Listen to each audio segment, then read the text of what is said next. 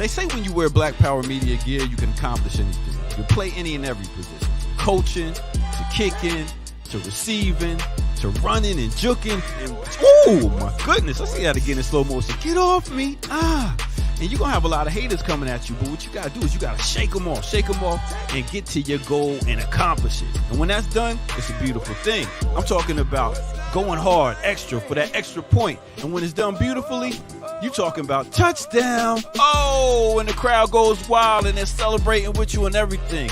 Man, let's see that again. Nice. Black Power Media, baby. That's how we do it. Now go to blackpowermedia.org and get you some of that gear. Empower yourself today. Yeah.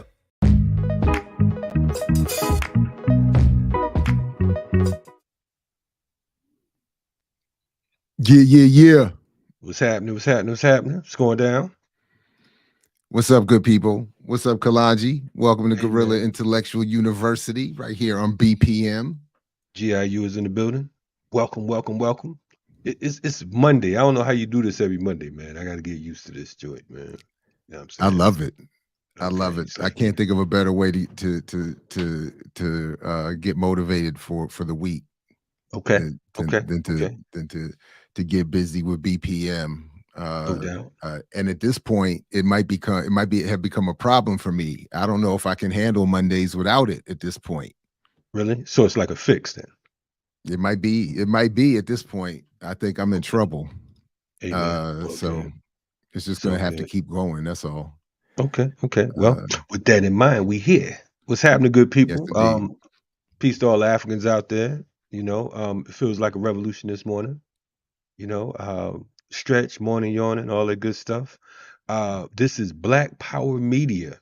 If it's your first time stopping through, please understand that it won't be your last. If you're looking for that critical political action, this is where you get that satisfaction. Like I had a little rhyme to it, right? But this Guerrilla Intellectual University is our second show, and it's only gonna get better. So be advised, you know, we're about to do what we need to do. Y'all ready? Yes. Absolutely. If you're not ready, get ready. So of course, Doctors James and Jones will be joining us as the show progresses. We got some things that we're working out and planning, continuing to develop our program and our platform here.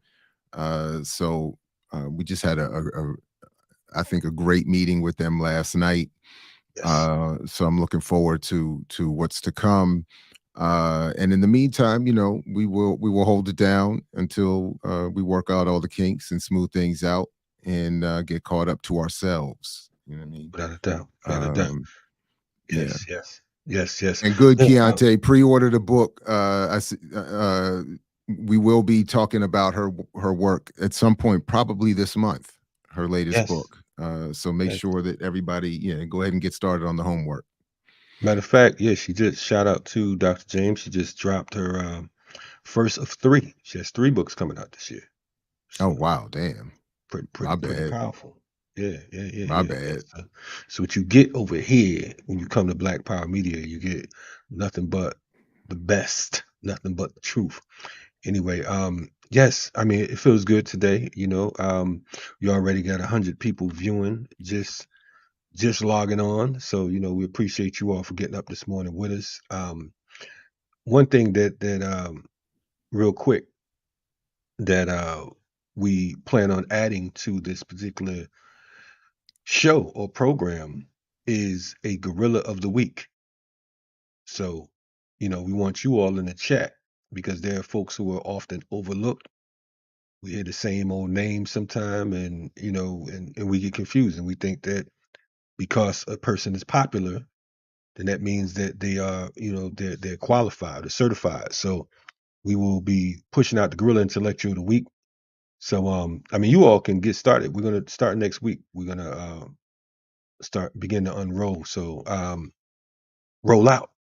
So, you know, if you have any thoughts or ideas or people that you want to suggest, matter of fact, start putting them in the chat. Guerrilla Intellectual of the Week, and we're gonna pay attention to you. And in the next week, we'll let folks know what the deal is. Yes. Um, yeah, absolutely. Gorilla of the Week, and let us know who you want us to honor next week, and we'll see if they, we'll see, and tune in obviously to see if your selection won. Um, and I am peeping in the chat, Yipper. Your Goldman Sachs layoff question. I think we might have an answer for that when we get to one of the pieces we're covering this morning. Yes, indeed. So it might not be as weird as you think. Right. But anyway, so yeah, we do have some stories we're going to cover this morning, and then in the second hour we plan on raising some questions that we expect and anticipate you all will engage and join us in attempting to respond to. That is the various ways that we can address, or we should address, or how do we think we should address struggle. So a lot happening this morning, and getting you set up for a good week of, that's right, and getting you set up for the a full week of BPM programming. By the way, shout out to Ear Doctor, shout out to Warrior Class. I enjoyed, again, I didn't get to see everything as much as I want in each case, but in each case, what I saw was thoroughly enjoyable. For a minute, I thought you were saying the Ear Doctor was on Warrior Class. I'm like, No. I'm separately shouting them out, but I'm thinking of all some of the weekend programming that I caught. So my bad, not for not being clear. Warrior Class on Saturday, Sundays last night. No, when I come down there though, when I make my next visit down that way, we all going to the dojo. Or whatever. We all gonna. So there will be an Ear Doctor visit, a special. Ear Doctor goes to the African Martial Arts Institute. Absolutely. All right. Does he know about that? I'm not sure if he does. I feel like I mentioned it to him at one point, but I'm sure he'd be down. Okay. Sure, Balagoon be down for the Ear Doctor to show his skills off. We'll see how that works out. That might, Ear Doctor versus Ice Cold Carter. I don't know how that's gonna work, but we'll see. We got to get more from Ice Cold Carter though. Definitely Ice Cold Carter. That I feel like we got like a Marvel or a DC teaser, like the year, like when they dropped that first Black Panther trailer, a year in advance before the first movie came out. No doubt. And I feel like that's what we got. And so I'm definitely looking for more Ice Cold Carter episodes and visits and whatnot. You know what I mean? No doubt. Balagoon said he's looking forward to right on. Peace to Baba Balagoon. Folks coming through. You know what I'm saying? The Ear Doctor showing off his skills, no doubt. So we absolutely we're grateful for you all joining us today. And we intend on delivering. As always, Black Power Media is growing. We're going on 2 years next month, and a little over a month. February 17th will mark 2 years this platform, and we are absolutely grateful and honored to have so many great folks. We get a number of different texts and emails and inboxes, so on and so forth. From folks who are checking out what it is we're doing. So we definitely want to make sure that we keep everything intact. And we will be giving you our definition and what it means when we talk about Guerrilla Intellectual University, because some folks get it twisted, and some folks actually want to teach us what we're talking about. So we appreciate that. So we students and teachers and students. So, we have a lot that we're going to roll out with this, man, and I'm excited because it's more than just a show. This is again, the next few weeks will be orientation, for lack of better words, but we'll be rolling some major things out in the month of May, I believe. So stay tuned. Somewhere around there's going to be it's going to be like a summer school, but in a good way. Yes. Like so I was trying to think. It actually crossed my mind last night when we were talking about it, and I was thinking I wanted to say summer school, but then I was like, at least for me, that has such a negative connotation that I didn't mean to. It's like, that's like yeah. So it's going to be something more positive, but and I really love what we're being encouraged and pushed to do. So it's going to be trying to build beyond just another show, just another podcast. Right. So and I love the way that other people have their own methods and ways of approaching public work, and bringing a level of organization to it that admittedly surpasses me. You know what I mean? So I have to respect that and just play catch up. But anyway, yeah. I mean, it's the beauty of it. I think that the thing that we forgot was each one teach one, and when we talk about this platform, we've had some juggernauts on, and we had some folks who were kind of new to the game, for lack of better words, right? And it's all good because the beauty of life is it's a constant, continuous learning experience if you're looking to advance. Now, folks, oftentimes you run across folks who have all the answers, and it sounds good in theory, but in practice, it's a little different. So our goal here at BPM is not just to give you a bunch of theory, but to put things into practice in a way that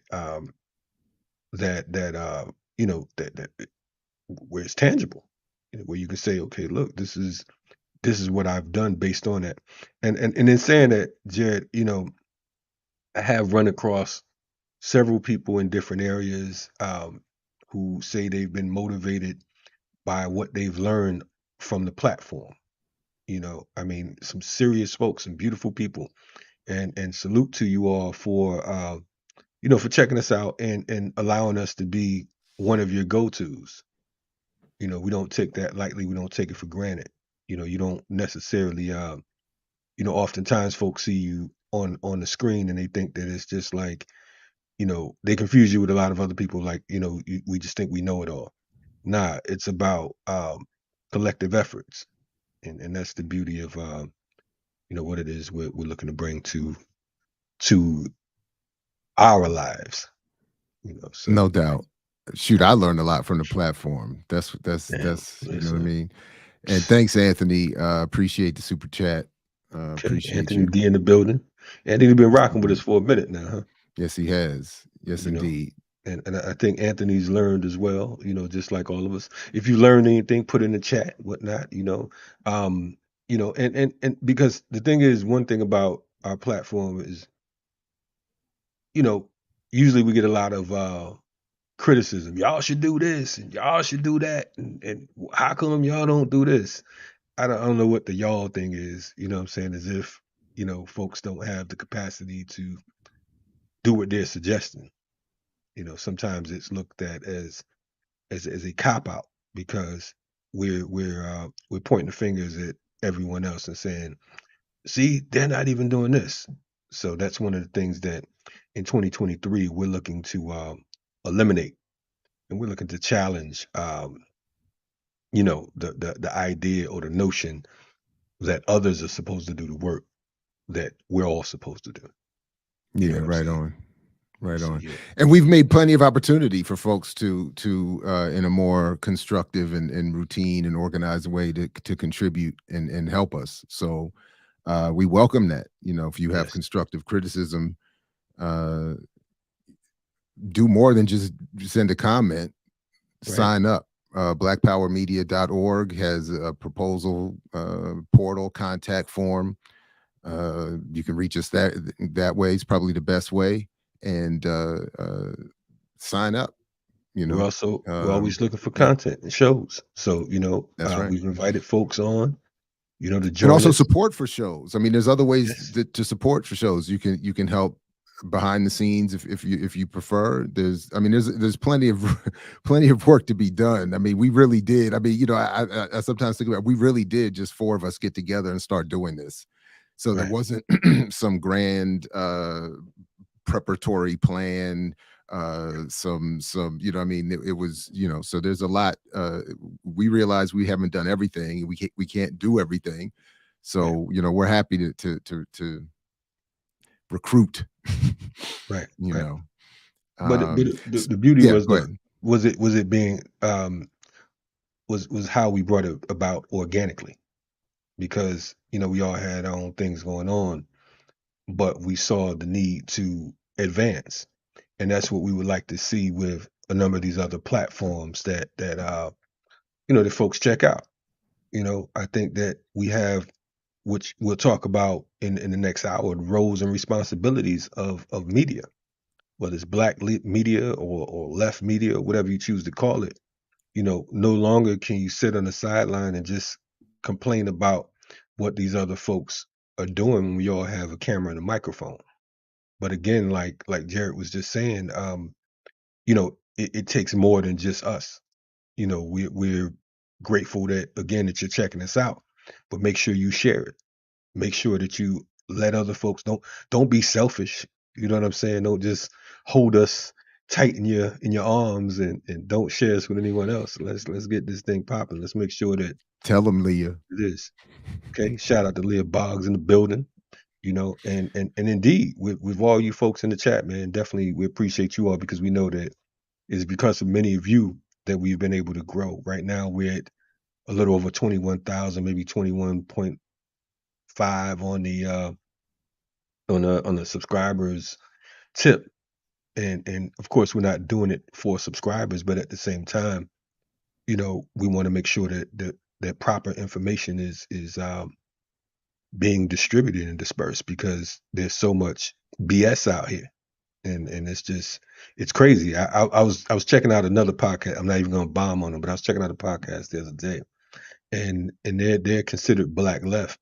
And I was so damn confused. I'm like, I just really didn't understand, you know, what was going on. I was wondering. I mean, I saw the colors and everything looked good, but to a great extent, I felt like I was listening to a blackface version of Fox News.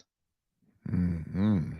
You know, and I was hurt. I'm like, wow, like, you know, because, you know, our time is our most valuable commodity. And for you to be a thief of time is criminal. You have these thieves of time that will literally take your life force and take your energy just for the sake of standing in front of an audience.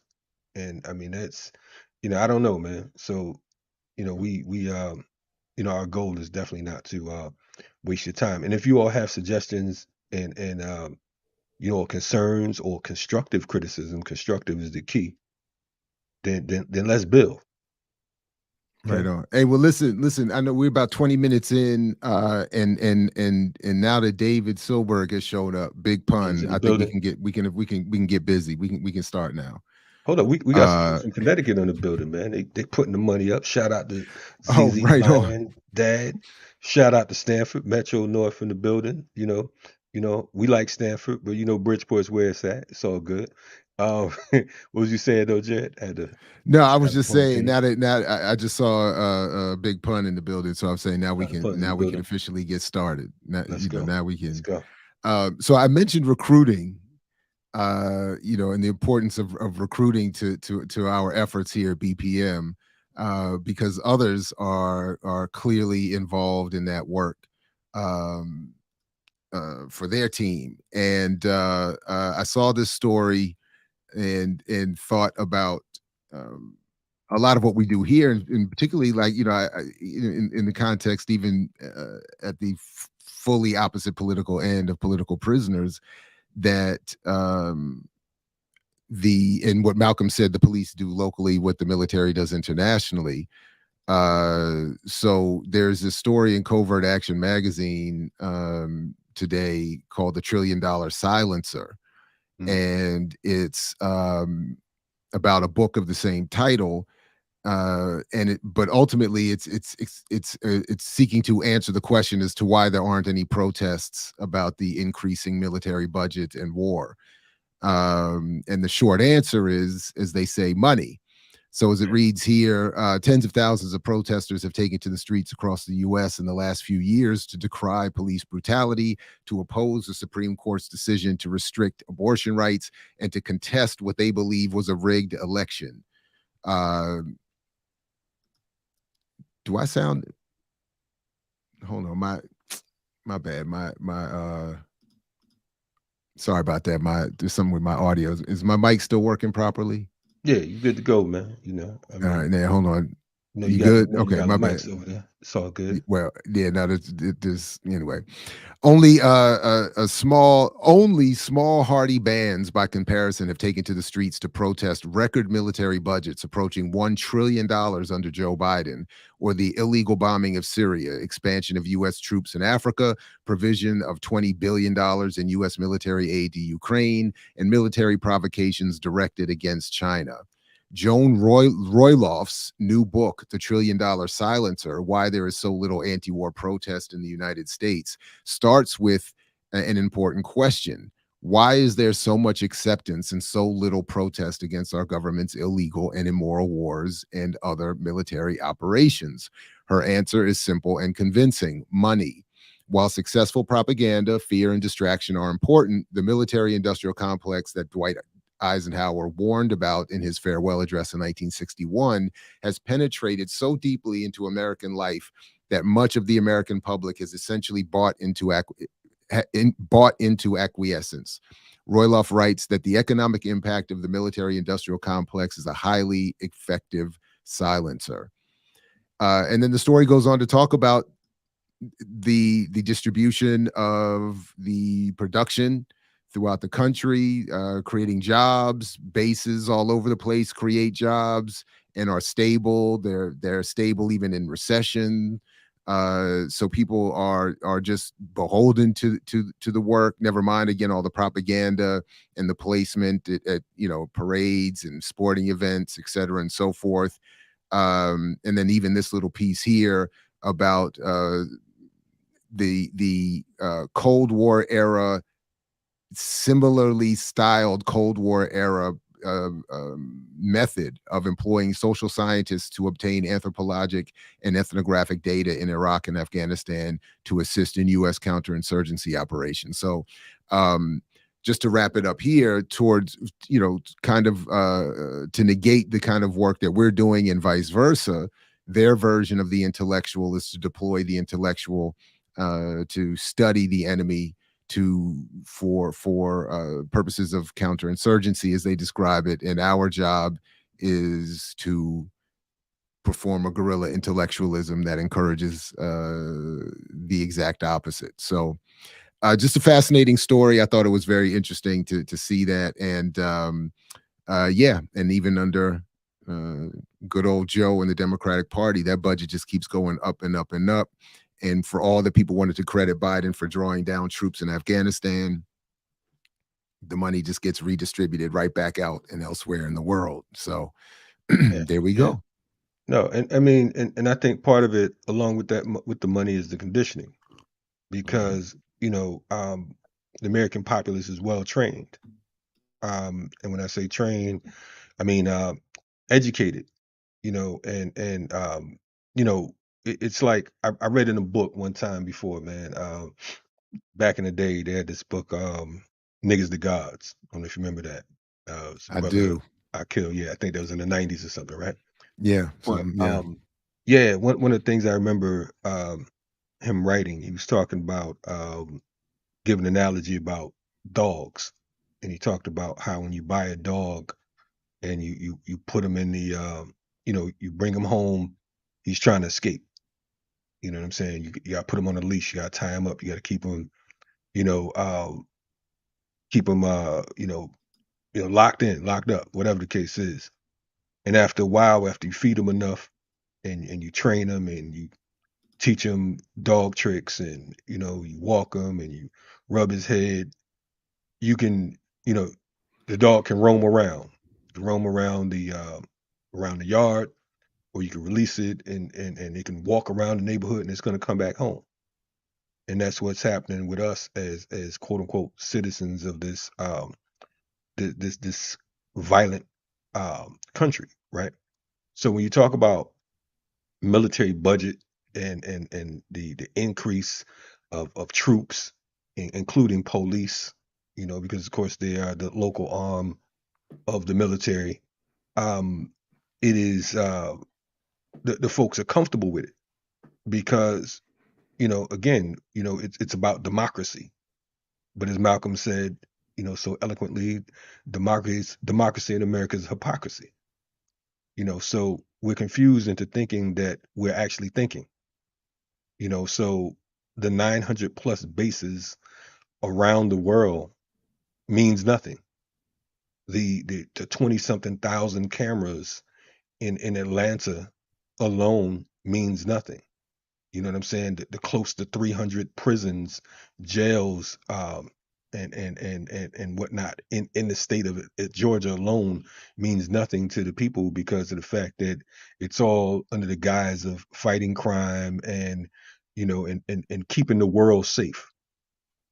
And we fall for it time and time again, as if we don't know the history of this country, as if we don't know the history of Europeans as a whole.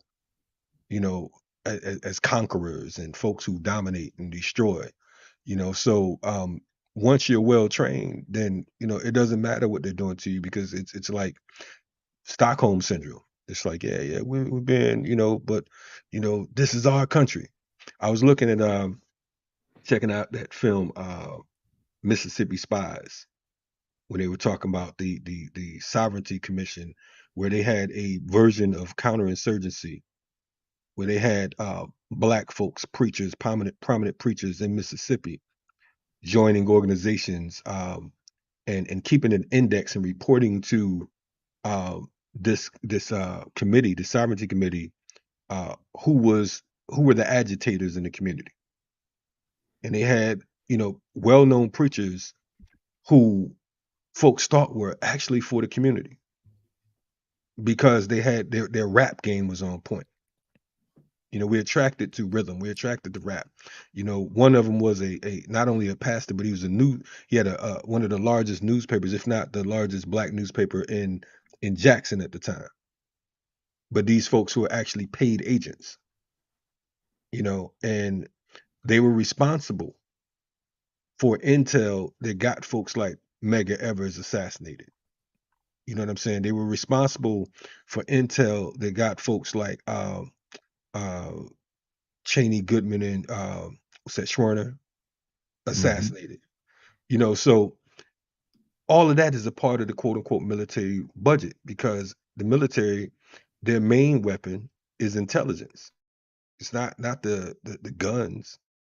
You know what I'm saying? Because they can offer you in any kind of way, but it's the intelligence. So I think that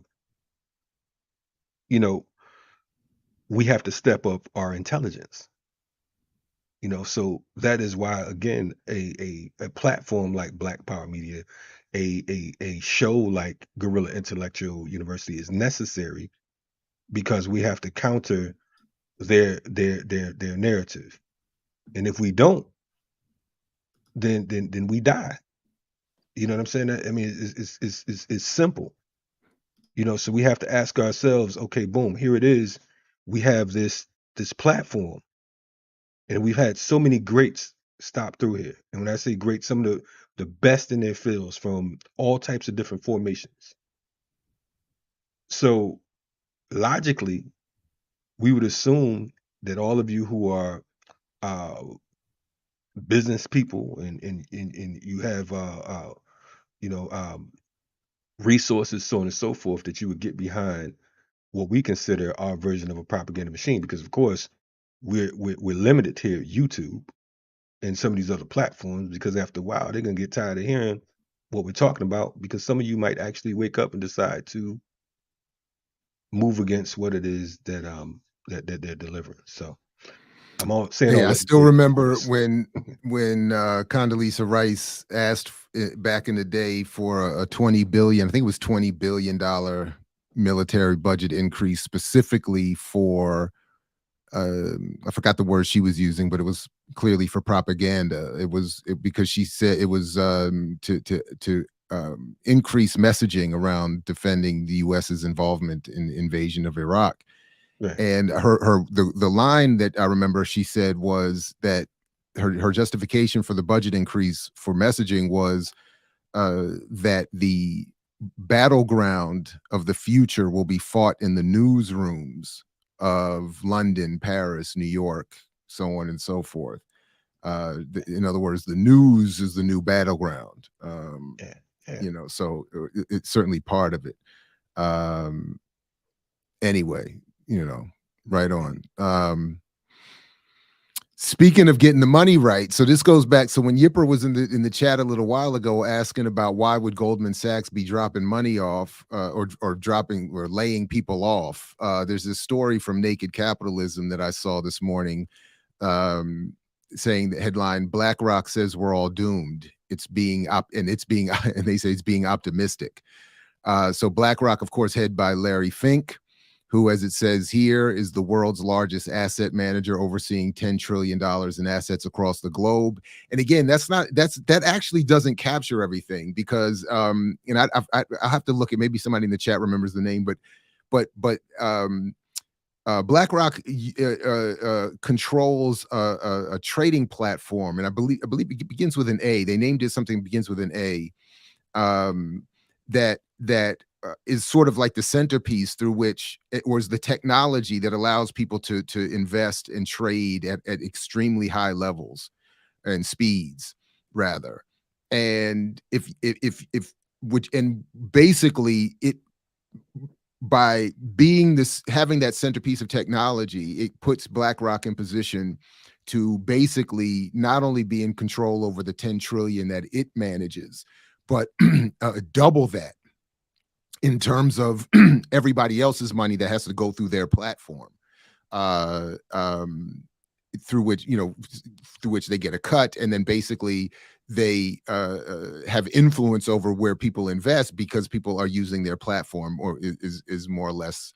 So it's even bigger than that, but as if that wasn't enough. But the point is that as they say here, the working assumption for governments and central banks across the world is that at some point soon, everything will go back to normal. Our economies will return to either pre-pandemic or sometimes even pre-2008 crash levels. And of course, as we remember here, for Black people, there is what the Economic Policy Institute called the permanent recession.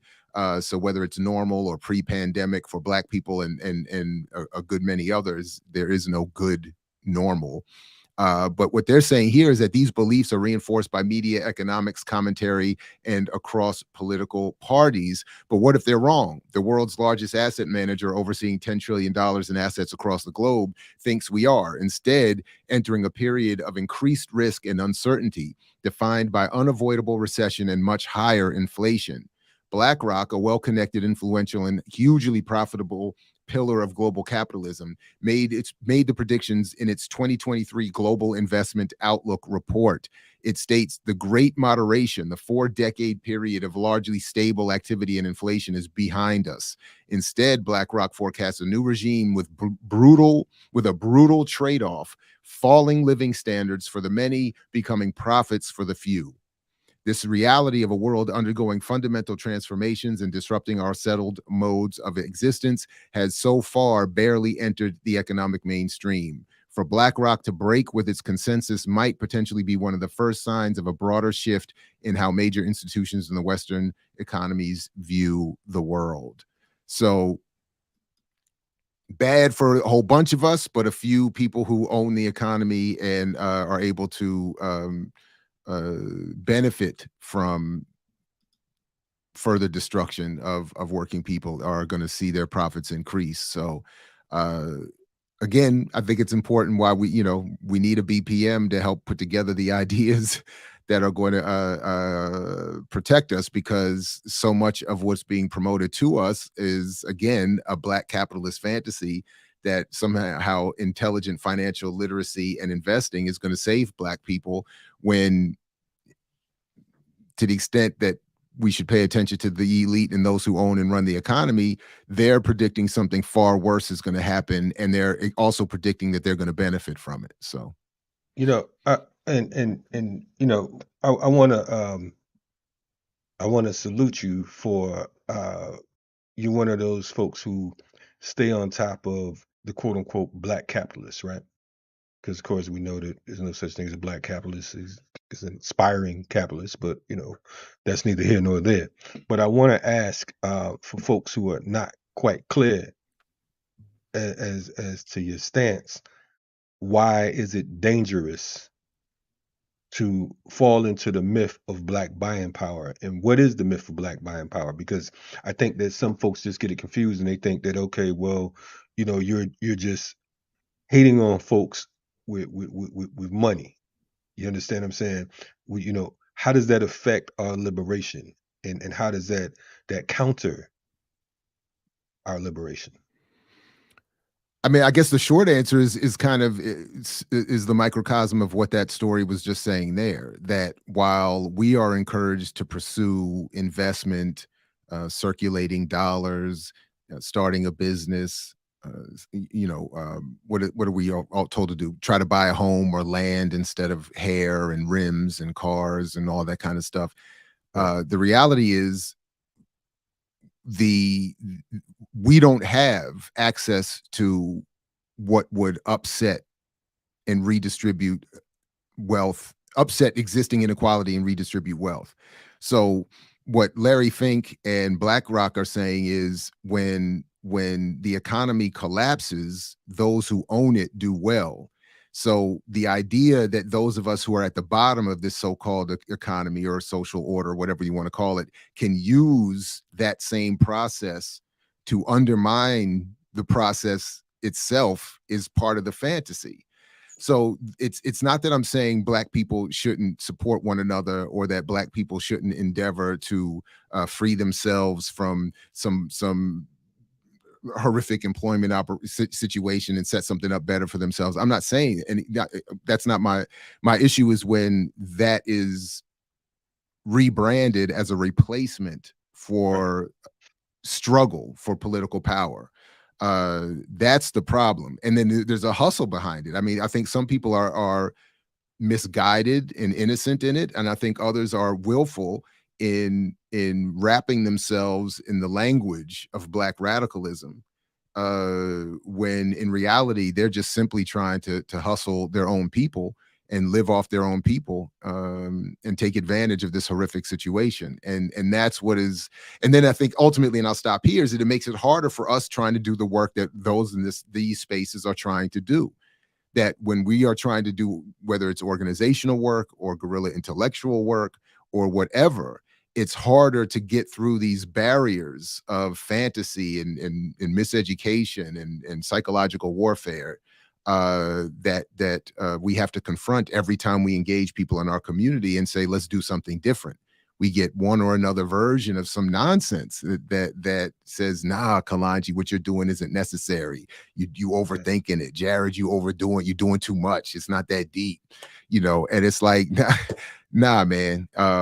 So, and then lastly, very lastly, is that when you see the actual statements from those in power who have said, we are going to intentionally promote this as an alternative so that people don't rebel.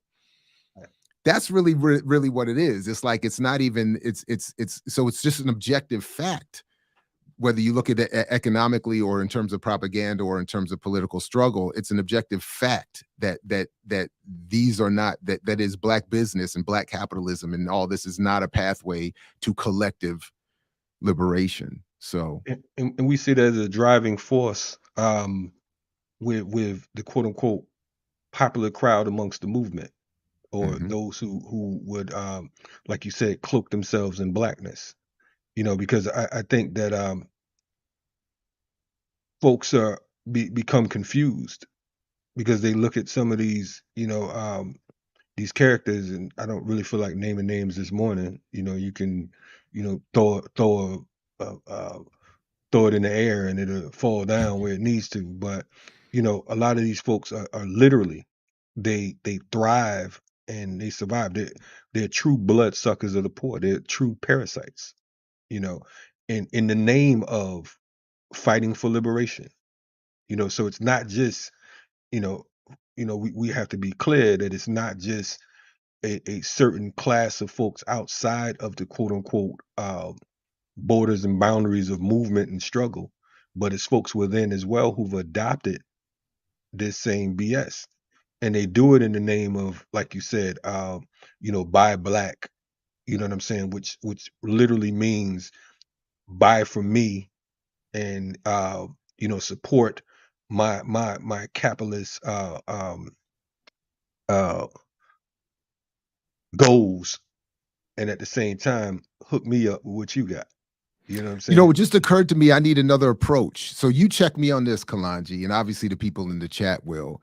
But because I just did a video posted last night about another claim of the black business community saying this thing that like Maggie Anderson and people like that promote, that black business was the driving force behind the civil rights movement, and that but correct me if I'm wrong. We just watched the release of, I believe, the last living participant in or alleged participant in that Brinks robbery expropriation, right? Yes. Now whatever people, now I know David Gilbert has come out and even said, he's up for criticism from the people in terms of how that went down and what they could have done differently and this, that, and the third, and maybe others might have. But correct me if I'm wrong. If the black business community had even the capability, never mind the will, to fund a liberation movement, I'm assuming that effort would not have been necessary, and those people could have put their efforts to some their energy to some other aspect of the struggle. In other words, they were, and even when we spoke with the Soldier Stories segments and spoke with members of the BLA, if I remember correctly, part of what they were saying was the driving force of some of their activities was that they didn't have the resources. They didn't have. So we could argue that either the black business community didn't want to support. I would give them the benefit of the doubt and just simply say, consistent with my buying power argument, they couldn't have been as helpful as was needed, even if they wanted to, because there isn't that level of revenue in those communities. At the end of the day, those expropriations in one form or another would have had to been necessary. So I do that intentionally, not only, to be, I'm happy to be checked on that, but I'm trying to make also the point that what political prisoners engaged in was demonstrating the insufficiency of other forms of struggle, making those more radical efforts necessary. So just one other layer of evidence to support this argument that we can't rely on black business to perform the duties of revolutionary activity or to support those duties. Anyway, so I think that the first part to me would be what you said about whether or not they wanted to support it, because we have exaggerated Americans. So you have these black folks, these Africans who are all about our country and my country, and I built this country, and so on and so forth. While it might be true that you built this country, you didn't create or establish the rules, right? So you could build anything, but it's how's it being utilized? You understand what I'm saying?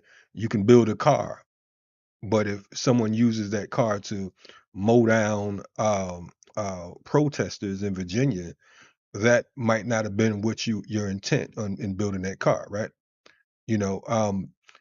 Everything it's a question of power, and I think that folks confuse money with power. You don't always need those particular resources to be victorious, and that's what the guerrilla was about. You know what I'm saying? You coming in with what it is you have, and you know, taking what you need to make it work in the interest of revolution, in the interest of our advancement. And I think that it's so many folks out here, when you talk about the black bourgeoisie and you talk about or petty bourgeois folks, and you talk about just black business folks as a whole, you know, there's this idea that that it's gonna liberate us, or they're gonna liberate us with it. But the fact is, you know, even in that movie I was talking about, the documentary Spies in Mississippi, one of the problems that one of these pastors, and I forget his name, the newspaper owner had, was that he was jealous of the younger organizers. Hmm. So you have individuals who, and even in the quote unquote grassroots sector, you have certain individuals, if they don't come up with an idea, or they don't come up with a solution, or they don't come up with a plan of action, then they'd rather critique what it is you have, or not even go along with it because it didn't come from them. We look back at folks like Harriet Tubman. Of course, she didn't have any resources. Her resources was natural. You know, it was the individuals in different areas. It was that those connections, the Underground Railroad, it was the North Star, whatever the case is. But it wasn't about money, right? And she was still able to do what it is she had to do. With us today, and in the past, the quote unquote civil rights movement, white folks and the elite were able to come in and give folks trinkets, and make them feel like they've advanced because you finally get to sit on the toilet next to white folks. You understand what I'm Now they saying? fund your podcast. Not that they fund your podcast and do whatever it is they need to do. You'll love it. They'll donate to your organization because because your marketing and promotion game was up to par. Let's face it, with all due respect, white folks donated to Black Lives Matter because they didn't know who else to give to, because that was the popular slogan at the time. You understand what I'm saying? But it didn't mean that they had a plan of action. It didn't mean that they were into institution building. And some folks don't like when we mention that, or you talking about black folks. I don't care. The reality is, how have we advanced? And we can't confuse inclusion with advancement. Because someone allows you to sit at the table don't mean that you're actually eating. Like what Malcolm talked about. He said, just because I'm sitting at the table and you're dining doesn't mean that I'm dining. I could go to a restaurant and sit down next to a whole bunch of people. That's not going to fill my belly up if I'm not eating, right?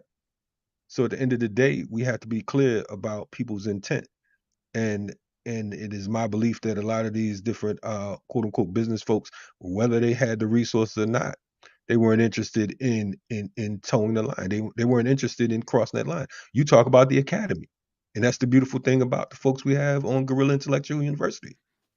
The three of you guys are professors, active right now, working in universities, working in these corporations, because of course that's what they are.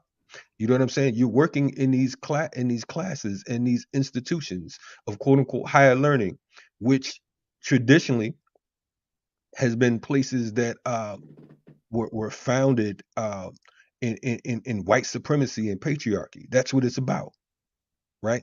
But you all are fighting, as the Dhoruba say, a forest fire with a feather. You know what I'm saying? Because you're standing up. You have the audacity to stand next to folks, sit next to folks like us. Which brings us to that whole concept of the guerrilla intellectual. What Rodney was talking about was going and being amongst the people. But we take that even further because of the fact that, you know, some of us don't have to go and be amongst the people because we are the people. You know what I'm saying? So having that understanding. So I'm saying all that to say there are folks, of course, in the academy that wouldn't dare stand next to some of these individuals. They deny they even know them. I know plenty of these professors and whatnot, and yeah, on the low, they'll shoot me an inbox or DM, You know what I'm saying? But they're not trying to, I'm not getting invited to their table because of the fact that shit, I might flip it over, and they like being at the table. So we have to be clear. Like, what is the role? What is your intent? Do you really want to like the rap group Little Brother, hip hop group Little Brother said? Do you really want to win, or do you want to look good losing? And of Hey course, man, good losing. Speaking of rappers, and I know you have a long experience in history with folks with the hip hop community. Ghanaians but Ghanaians are upset apparently over Meek Mill's music video shot at the presidency. I think that's I think they could have done better with that headline. It's a little, I don't think it's very clear. But American rapper Meek Mill is currently trending on social media after a teaser of his yet to be released music video shows scenes of him at different places at Ghana's presidency. The rapper, they mean the presidential house or home or offices or the Jubilee House. I think they could have anyway. The rapper had on late Sunday, January 8th, posted an Instagram reel announcing that he was set to release a new track, local media reported. In the short video, Meek Mill is seen in different places at the presidency known as the Jubilee House, from the frontage through the main corridors in the main conference hall, at a point position behind the presidential lectern, and later in a sitting area rapping. Meek Mill was in Ghana in December to perform at the just-ended Afro Nation concert over the Christmas holidays. However, it seems Ghanaians are not happy with the location of the video shoot, as many have dragged the president and the rapper on Twitter. How do those explicit lyrics from the president's lectern project Ghana positively? So I don't know. So I guess they must have heard the lyrics, or they know what the lyrics are. Do they know what the song is? Is this the song? Hold on a second. These niggas don't know my numbers, touch my rents. Play my time, you play my money, somebody gonna end up dead. Hold up. I gotta chill. No, I'll keep one in the head. Give a fuck about what you did. I know that killing nigga ain't gangsta. I'd rather buy my mama crib. And yeah, I still believe in prayer. I know that God gonna clean my sins. You know my heart is pure gold. I'm sharing my blessings through my friends and through my hood. I barely made the team. I'm with the honors on the wood.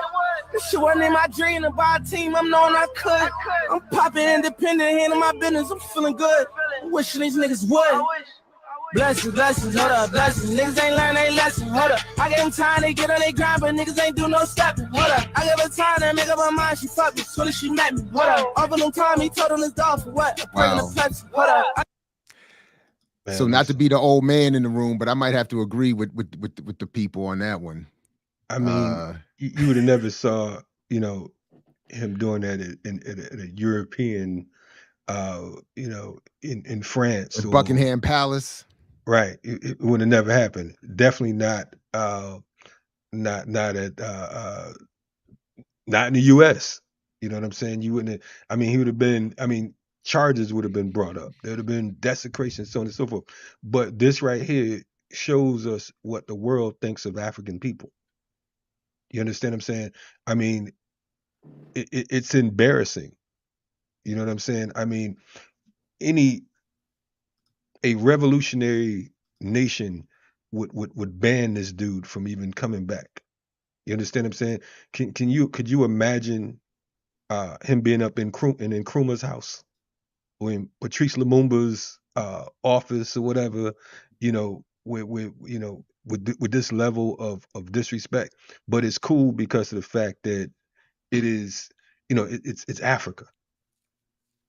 You understand what I'm saying? And as long as you got money, you could pay to play. And this goes back to what the US is doing right now with these African nations. You know what I'm saying? How they're buying them out. Oh my God. I just did. Check this out. I just did what I do in what I assign students in my hip hop classes to do. I just did a quick version of it. Because to your point, so my general point is that the commercial rap world is no different than any other area of the psychological warfare apparatus of the media environment, right? And that rap styled in that form we just saw there has been intentionally shaped not by an organic movement among Black and brown people, but by a corporate colonial structure that is imposed on it, that through payola and records and contracts and promotion can promote one version over another and create all kinds of problems politically and culturally for the rest of us. So as we're over here trying to do our soda and Pan-African radical internationalism, these artists are projected and sent, and encouraged to go all over the world to create the negation of the work that we're doing. So I just did this quick thing. I tell people in my classes do this all the time. It takes no time at all, as I just demonstrated. You look up Meek Mill, and he is attached to two record labels, Rock Nation and Maybach Music. Maybach Music is owned by one of the three dominant major labels that own all of the commercial music, Warner Brothers, which is owned by Len Blavatnik, and Access Industries, which is into ownership of all kinds of stuff all over the world, from chemicals to natural gas to gaming to all kinds of stuff, making Warner Music the third largest record company in the world, only about 2% of his overall operation. The other side, Rock Nation, is its parent company, Live Entertainment, is a subsidiary ultimately of Liberty Media Corporation, who is owned by John C. Malone. Who's John C. Malone? The grandfather of BET. So BET, never really Black owned, had an initial investment from that same John C. Malone back in the day of $500,000 to Bob Johnson's $15,000 to start BET, to create the same kind of political nonsense in Black spaces that Meek Mill is causing internationally right now at the behest of both Len Blavatnik and John C. Malone. So I mean, it's just perfect. It's just perfect. Yes, Yipper, a quick rabbit hole. It took 30 seconds to do that, and then you can see. And then once you understand how the industry works, regardless of what we think of anyone's individual talent, that's not the driving force around their popularity. So he's put there to do that and create this tension. And I'm sure if we kept reading about that, a lot of it would devolve into, the whole anti-Black American thing, creating all this, ongoing concern, without people realizing that he's a blackface representative of a very white colonial apparatus, whether he's aware of it or not. And it's just, wow. So yeah. No, but that's just, and I call that the nigger machine. You know what I'm saying? It's the manufacturing of these Negroes who give you this false sense of success. You know what I'm saying? This false reality, for our youth and so many others to aspire to be like, or aspire to be. I when you said Maybach, I was thinking about the whole Rick Ross cat. Rick Ross. Right? Living here in Georgia. He's in Fairburn, Georgia. He bought the old house that Evander Holyfield lived in, right? So he has this big ass mansion. Now, all of this hardcore, tough talk that you hear, how many keys he moving, so on and so forth. When you pass by his house, he has 24-hour security, not by any particular security form, by the Georgia State Police. When you pass by there, you will see 2 cars. The only other person that I know that I've ran past their home is the governor's mansion, and he has 1 state trooper who is positioned in front of his house. So here it is. You have these rappers who talk all this nonsense, and they killers on wax and all this type shit, and literally he has 2 police cars. I mean, at any time you come down, I can take you by the house, you'll see right in front of his joint, it's all gated and all of that, but he's making sure that no one's gonna violate. He's not gonna live in fear, because he has the actual police right there. Now, how many keys you moving? Unless you working with these folks You know what I'm saying? Like, like the real Ricky Ross back in the day. You know what I'm saying? So this is, we have to, like you said, it's not necessarily a rabbit hole, but it's layers to the BS. You know what I'm saying? And we have to be clear about what we're dealing with. And that's why another reason why this whole myth of, I would say, myth of a black capitalist, because there's no such thing as a black capitalist. You have to own the resource. You have to own the distribution. You have to own the wealth. You have to own the production. You know what I mean? And none of these cats do. Even when you just finished mentioning these other characters, the real owners of these labels, because you could talk about Rock Nation, you could talk about Def Jam and all these other labels, but they're subsidiaries. They're not true label owners. You know what I'm saying? And yeah, of course, Rick Ross was the CEO, and that's another thing. It's like this dude turned keys, locking folks up for years. Now he's rhyming about flipping keys, and folks Yeah, go he for it. listened to all their stories while he was locking Yeah. them up, and then wrote them into his rhymes Like, hold on, and what you stole say you someone's did? name. Yeah, right, Yeah, exactly. yeah. What was that Then again? say, Yeah, yeah. right. Then said he never heard of the real Rick Ross. I mean, that's on top of that. So it's just like, man, this is it's Clownville, USA, man. But we have to we got to shut it down. In the more the words of PE. So I know he was recently seen on social media. He put a video of himself out in and shout out to any old man that can pull this off in his underwear and shoes, almost buck naked training. But Earl O'Farry, the myth of black capitalism, is still an essential book. And I don't know if anybody saw that video that was making it. He was doing some self promotional, like he was like, I'm still running. He was about to go on a run in his little Speedos. I was like, go ahead, 80 years old. It reminds me of what's the Boondocks when the granddad had on his underwear. He was looking like that. He was looking like that. Oh, And I man. was like, all right, well, Thank you for messing but up my morning coffee, brother. But anyway.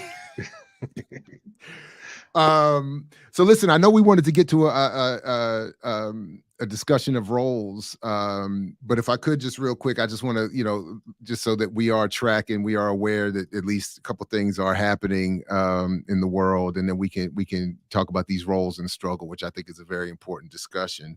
Okay. But just one other piece here, real quick, that there are. So if I'm reading this correctly, it seems like Brazil is having its own January 6th. Where pro-Bolsonaro rioters stormed Brazil's top government offices. Supporters of former Brazilian President Jair Bolsonaro, who refused to accept his election defeat, stormed Congress, the Supreme Court, and Presidential Palace Sunday, a week after the inauguration of his leftist rival, President Luiz Inácio Lula da Silva. And the biggest difference to me is that I think Da Silva is far more a departure from Bolsonaro than Biden is from Trump. But it seems like folks are still equally upset at the idea of any movement leftwards. And Lula's supporters are accusing them of being fascist fanatics, and saying that there is no precedent for what they did and these people need to be punished. So it doesn't say here, or I haven't seen here, but I'm sure there's got to be some inspiration from the United States. And they're up there. It is. They're up. The incident recalled the January 6th, 2021 assault on the U.S. Capitol by supporters of then President Donald Trump. So, and political analysts have warned for months that a similar storming was a possibility in Brazil, given that Bolsonaro has sown doubt about the reliability of the nation's electronic voting system without any evidence. That's fascinating to me, because from back in the day, I mean, I did my own research on that. In fact, I got in trouble in my grad program, called upstairs by one of the leading faculty, asking me why was I in the program when I had produced a paper about the negative journalistic impact of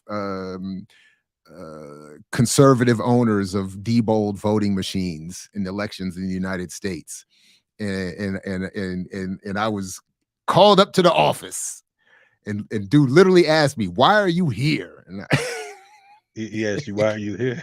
he said, "Why are you here?" And I was like, "To get my PhD so I could teach." You know what? What's the matter? Right. By the way, he had to give me an A in the class though. He didn't want to intimidate me, but he had to put an A down because he knew what was up. But anyway, he knew the time. He knew the time. He knew what was I going see on. that they had 40 bus loads to storm the Supreme Court and all Wow. that out there, man. So that's organization, right? You know, That's it. Can we organize a van to protest? I'm not even gonna say anything else, but I'm Right. just saying, like, Just a van. I mean, just a van. I mean, a carload. Can we get a carload of cats to to protest Cop City? You know what I'm saying? Man, one of Do something. the favorite projects, one of my top 10 projects that I never completed, that I never did, was I wanted to do a tour busters project in DC where we would get in a car or a van and play, you know, radical music and make loud speeches as we follow behind the tour buses that go around DC. You know, so like while they're trying to talk about George Washington, why have we be right behind him rocking He was some a criminal. He owned slaves. Be like Mukasa. Shout out to Mukasa. Dada. You know what I'm saying? You know what I'm saying? Get like Yeah. the Fight the Power Go-Go remix. Yeah, You his know, wife like gave it just, away slaves for you know what I'm African, saying? you know, for wedding gifts. Yeah, I mean, it's almost funny how they insult us. You know what I'm saying? It's almost it's comical because it's sad in a to a great extent. You know, so you know, it's real interesting, real Like interesting. we were in London recently, you know, they had the double-decker buses, and actually what made me think about that project again, because I was like, how dope would it be to see somebody riding behind that and with some like Afrobeat music playing, talk about the Queen ain't shit. Yeah. The We gotta get the Parliament is BPM ripping us buses. off. get the BPM buses in every city. You know what I'm saying? So You know what I'm saying? You know, just and bail rocking money. some obnoxiously loud music and just being like, you know, anyway, just have, you know, Dilla's "Fuck the Police" on repeat all day long. Without a doubt. I unite with that. I unite with that. Anyway, Yeah. You hey, know, look, go ahead. no. I saw a story about a Virginia shooting, the first school Mm. shooting of the year. A Oh 6-year-old wow. allegedly shot his teacher. You know, a 6-year-old. So, you know, I'm interested in seeing how this thing turns out. Because they have the 6-year-old in custody. They was talking about how he shot this 25-year-old teacher, and the mayor said that he considers this incident the first recorded U.S. school shooting of 2023 and a red flag for our country, quote unquote. And he said, I do not think after this event that there's going to be a nationwide discussion on, he said, I do think that after this event, there'll be a nationwide discussion on how these sort of things can be prevented. Um, I mean, this is, again, it's a very violent, you know, country. I mean, so we act surprised. Okay, a 6-year-old shoots a teacher. You know, I mean, police shoot 6-year-olds. I mean, police lock 6-year-olds up. You know, so you know, what is the solution to it? Do we say, okay, you gotta, you know, it's because of the gun, so on and so forth. Um, you know, no, I mean, it's not because of the guns. It's because of a excuse me, a lack of intelligence for one. Because how the hell does a 6-year-old get a hold of a gun to bring to the school to shoot his teacher? I mean, like, damn. I mean, like, I disagree with what you said. So, you know, I mean, it's crazy. You know, so A she was shot first in the grader, abdomen. yeah. Said a Yes, first grader, Newport News, Virginia, yes. where I spent a lot of time once upon a time, not far from the Navy base. Yeah, that's that. Yeah, why does a 6-year-old have a gun? I, I, I mean, I mean, it's insane. So, they claim that there was 145 school shootings since 2018. 145 school shootings since 2018. Yeah, why does a 6-year-old have a gun? And you know, I hate to see anyone shot, but I mean, I'm definitely happy that none of the children were shot. You know what I'm saying? It Because says that can be. the story I'm looking at here is it asks the question, how does a 6-year-old have a gun? They haven't released the names, the identity of the teacher or the child, but it says that Virginia law prohibits leaving a loaded gun where it is accessible to children under the age of 14. It's far more than accessible. I mean, he fully had the joint. Like, Oh yeah, no, they released the teacher's name. The teacher is oh, they did? Okay. Abby Zwerner. Um, she's a white woman. I'm taking it that the 6-year-old is not black, because I'm sure they'd had his face Yeah, posted on yeah, and his name and everything, even though you're not supposed right. to list minors. He'd have been charged as an adult, you Especially know. if his name was like Laquan or something like You that. already They'd have know it. definitely dropped that out. Yeah. Man, please. You already know how it goes. So So you know, the struggle continues, as they say, right? What moving right along. You talking about something? I'm sorry. well, I was just gonna say I was gonna just throw up take a quick break, pause for the cause, encourage people to subscribe, and then come back and get into to these questions about the roles in the movement, Yeah. and do that. So let's go ahead. We'll be right back.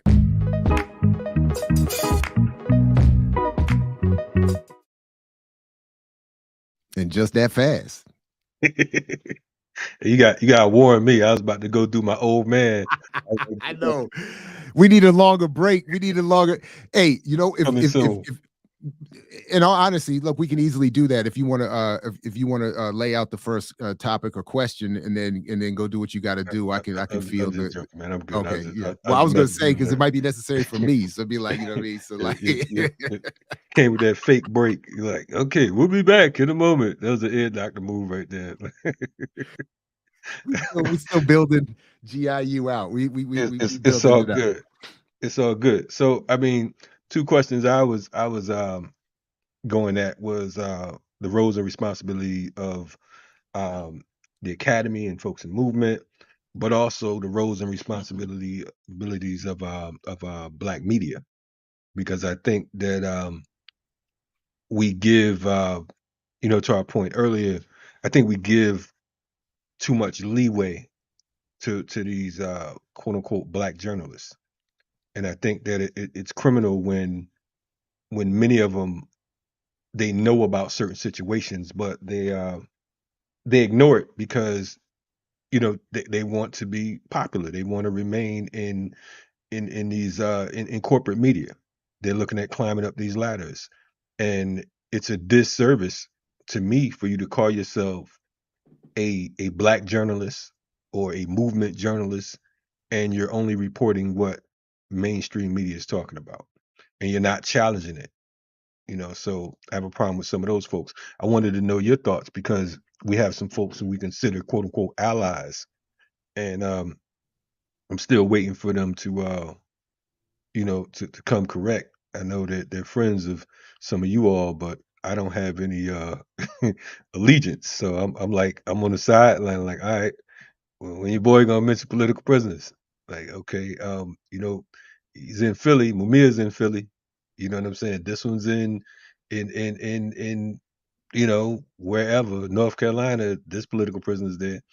So you know, I just wanted to know your thoughts on because you have the Associated Press, you have these different media platforms and outlets, and we know that the majority of media in the United States, at least 90%, is ran by about 6, 7 corporations.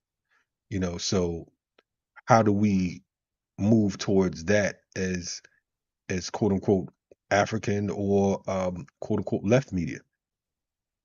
So I wanted to have that discussion. And Yeah, right on. Very important. So for me, we always have to remember when we think about, and I learned a lot from my man, Dr. Todd Stephen Burrows. I think his work on the history of the Black press is essential. People should go even read his dissertation, which you can find online.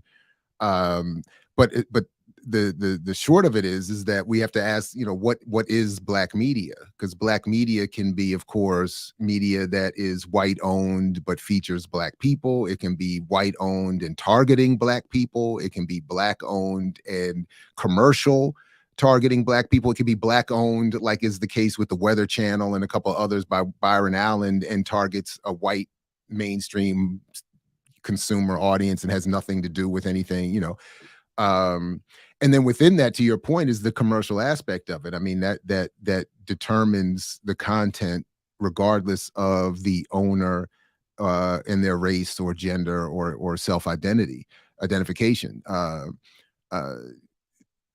which limits the content.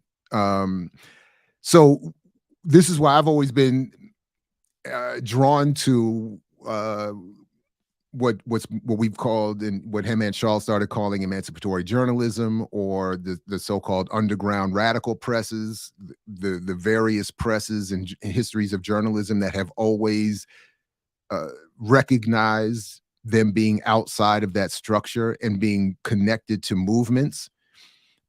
It's really false, by the way. It's fraudulent when people even Roland Martin and others refer to Russ Worm and Cornish and the Freedom's Journal, the original Black press, newspaper, formed by formerly enslaved Africans, meant to, inform a struggle against slavery, when they are part of a commercial apparatus that has co-opted the history of the Black press, put it on an advertising commercial track, and by definition assured that it can't perform that function. So I'm not even mad at individuals, even like Roland and others, who work in those spaces, when I recognize that they can't do the work that we're doing here. I just wish, similar to the conversations around Black business and everything else, that they would be a little more honest about their limitations and what they aren't, as opposed to claiming to be doing everything good for Black people, and causing so much of the confusion. And then very lastly, I used to, for a time, I used to routinely go to National Association of Broadcast Journalism conferences, or the Unity conferences, when the Black, brown, and so-called people of color all gathered and formed Unity for people of color journalists and stuff like that. But very quickly, it became very clear what everybody is there to do. They're there to network, commiserate, and ultimately fight one another for jobs in white-owned commercial media.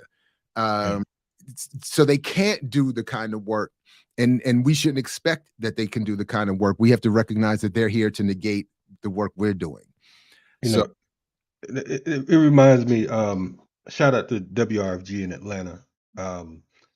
Radio station out here that brings it as real as they possibly can. I remember on that platform there's a show called What Good Is a Song, and it was named after, and the theme song was actually the Quincy Jones What Good Is a Song, and that, you just reminded me of it based on what you're saying about the Black journalists. The lyrics are, what good is a song if it can't inspire, or if it don't inspire? So what good is a journalist if they can't report? You understand what I'm saying? What good is a organizer if they can't organize? What good is a freedom fighter if they're not fighting for freedom? You understand what I'm saying? So while I understand what you're saying, because it's true to a great extent. It's like there's a script, and you can only go with this script, and if you don't, then you're out of a job, you're jobless. However, at the same time, we continuously, if we don't look to mainstream media, we go with a lot of these softball journalists. You know what I'm saying? Or these softball podcasts, or whatever the case is. Right now, the level, the playing field is a little more level, because we can hop on this platform. Different folks can hop on the platform, and they can deliver. You can educate, you can inspire, whatever the case is. You can introduce people to new concepts, or different types of educators or organizers or what have you. So to me, it's like, man, you know, you're in the way if you're not willing to absolutely fight by any means necessary when it comes to our liberation, and even if that's, reporting what's factual, and I think that one of the things, as well, is like, we have folks who may even go left a little bit, but a lot of us are afraid to speak about our culture. A lot of us fear being black or being African or being original or being native, whatever the case is, because it's not in line with what our oppressor has deemed as some form of success. You know what I'm saying? I had someone say to me recently that they saw a show on South Africa, a TV show, and I think I mentioned the show, and they were surprised that the city was so advanced and the people were, you understand what I'm saying? Because we bought into this whole, the US is the only civilized country, US and Europe. Anything outside of that, we have to save. We have to help them to, you know, uh, be civil and so on and so forth. Civilize the savage. But this is how insane we are. So it's necessary again for us to challenge the narrative and to challenge these quote unquote talking heads. Like, look, man, your suit is nice. We like your what's the joint, your ascots and all that type stuff, but you're a mascot for white supremacy. You understand what I'm saying? You're like the black child that these white folks adopt just to prove to their friends that they're into diversity, they're into culture, and they have love for black people, when in fact, oftentimes, again, they're mascots and they don't care about these children's culture. And that's how this is with a lot of these quote unquote journalists. I mean, they're Speaking of which, mascots. you and I just spoke at we bookended the what was it? I forgot the name of the Philadelphia Schools Africana Education. Studies. Yeah. Right. Say it again. I'm jacking the name up, but we spoke in front of a bunch of Philadelphia educators. How about that? Yeah, and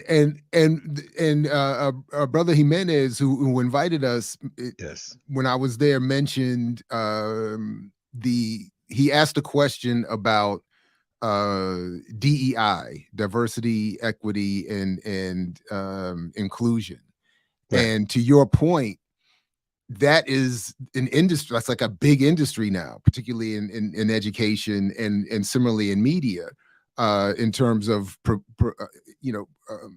providing a symbol or producing a symbol of inclusion and diversity, but of people, but not necessarily of thought. The thought still must be more or less uniform and held right. within acceptable ranges, but the diversity of the people sharing that acceptable range of thought is being expanded, and I think causing more and more confusion. I mean, when I was I tell it all the time, when I was at the Real News Network, which is supposed to be an alternative, and I don't know to what extent there's been a change now, maybe a very different place now under new management or whatever, but I was told directly, don't have any more interviews left of Bernie Sanders. And like Bernie Sanders. Yeah, that was the line. And it became a major problem. And how does that happen? I mean, if you are a leftist channel, I mean, no diss to Bernie, but I'm just saying, like, left of Bernie is like, look, at the time, I don't know anything. I don't pretend to know anything about that network anymore. I have completely engaged a personal boycott for several years now. But at the time, I have, under good authority that the estimate was that 70% of the revenue of the entire platform was coming from one man, who I did meet at one point when I first started working there. Is it a black man or No. Very, very a very white man in academia who fashions himself as a left-leaning liberal who inherited a whole bunch of money from, as he said, his parents were involved in I think oil or something like that. And he took their money and has been trying to do something good with it ever since. And he studies with the indigenous people in Central America and something, whatever, Nice. But yeah, but he told Paul J, who was in charge at the time. The call came in after I did an interview. I remember vividly with Paul Street, who was critical of Bernie Sanders and saying, that he wasn't as radical and as leftist as he was claiming. And I got called into the office, and it came, shortly after the thing. And Paul J at the time, not Paul Street, said, "No more. Like that's it. Like, You get called to the office a lot, man. What's up with that? Yeah, now that it sounds like it. Yeah, I get called to the office a lot. I got called to the office like 4 times just on. Yeah. And it always it similarly, it doesn't go well in each case. Talking trash. I stayed in. No, but it's true. It's office. Yeah. But anyway, but the point is that was me working in an alternative space. So you can imagine what it would be like to be working at Fox or some other commercial outlet, or to just even be trying to work the algorithm here on YouTube, where I'm sure you've had experience with this. I have what feels like routine experience with more popular YouTubers on the low contacting me, like, I appreciate what you all are doing, and not, there's no overt, support, solidarity. Oh, yeah, but and they in some cases they say very clearly they are aware, I want to keep and grow my audience, and what you all do won't work algorithmically, audience and so on. It won't work. So people self-censor and they walk away even when they are aware of certain issues. They walk away from them. Whereas we, like firefighters, we're the ones running towards the fire. Right. Everybody's running out the building, we running in. Hey, and in some cases we might be starting the fire. So shout out to all the Molotov cocktails out there. Message. Yeah. So no, and yeah, to your point, come to think of it, thinking about it, man, it's like, yeah, the number of folks that I run into that are quote unquote leftist podcasts, particularly white left, I'm gonna keep it 100. They're always like, yeah, brother, we love what you're doing, whatever. So if we gotta get you on, we gotta blah blah blah. And it goes in one and out the other because of the fact that I know it's only a few that's really gonna follow through with that, because of the fact that, one, I'm not a quote unquote lettered man. Two, I'm I'm not I'm not going along with whatever script that you have. It's like, we're talking about our people's liberation movement. So it's not, I'm not dancing for dollars. I'm not a stripper. You know what I'm saying? I'm not going to sell my soul. Stripper. You're not a political stripper. Definitely not a political stripper. You know what I'm saying? I'm not a political stripper. I'm not a political football. You're not tossing me around. You know what I'm saying? I'm not out here, a moopy, a movement groupie. You know what I'm saying? I'm not a hoe. Forgive my language, but it's not. I can't do that.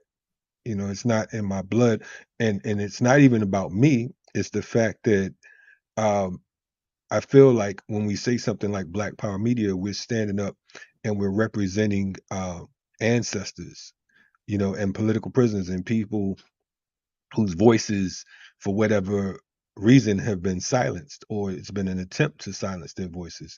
So with that in mind, it goes beyond just how I feel about something personally. Sometimes what I feel personally has to be set to the side for the greater good and for the whole. But when we talking about, I always stress, we talk about BPM, it's Black Power Media, and we have to keep that at the forefront. As much as I love everyone else, and I'm going to fight against oppression till as long as I have it in me, I am absolutely for Black Power, and I don't think there's anything wrong with it, because shit, what's the alternative? We've been powerless for quite some time. So my So yeah, no, I know you have at least one other topic to get to. McYagermeister and others. I've been collecting the super chat comments. We will get to it before we get out of here. Don't no doubt. don't worry. Yes, indeed. But We appreciate you all, indeed. yeah, we definitely appreciate you, and we'll come to that before we wrap this morning. But just wanted to at least quickly acknowledge that. But yeah, Well, you wanted to, yeah, go no, ahead. no, Sorry. no. I was just gonna point out for those folks who are the super chatters and the folks who um, their resources um, might be a thumbs up or a retweet or repost or whatever. We appreciate all that. And again, we want you all to know that as far as GIU, Guerrilla Intellectual University, this is absolutely orientation. I'm Right. looking forward, yeah, looking forward to coming episodes. We have some real good material and resources that we're gonna bring to you. So make sure you stick around and assist us in growing because you know I'm excited. You know what I'm saying? I'm excited as to what we plan on delivering. So again, stick around. Yeah, I like that. So whether if you have experience with traditional academic, campus experience, life, or whatever, this is like the pre-semester arrival of the students, That's getting right. their stuff and unpacking, going to the dorms, parents dropping them off tearfully, letting their children walk off to the dorm for the first time. You got the people outside with the tables, the frats and the sororities and the little groups trying to recruit everybody, let you know what's on campus. That's where we are. That's the stage we're in right We now. are, So man. like, or in other settings, like in the community spaces, people just showing up, they bring in the little foods, they setting up their tables. We just getting started. Right. So these first few shows, Don't that's trip. what that I like that.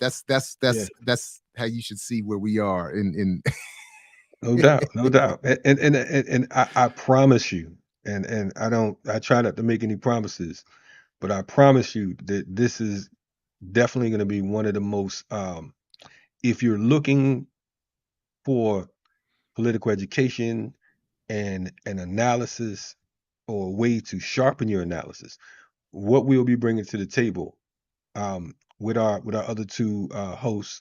Shout out to them, Dr. Janine Jones and Dr. Joy James, for their work and and and plans.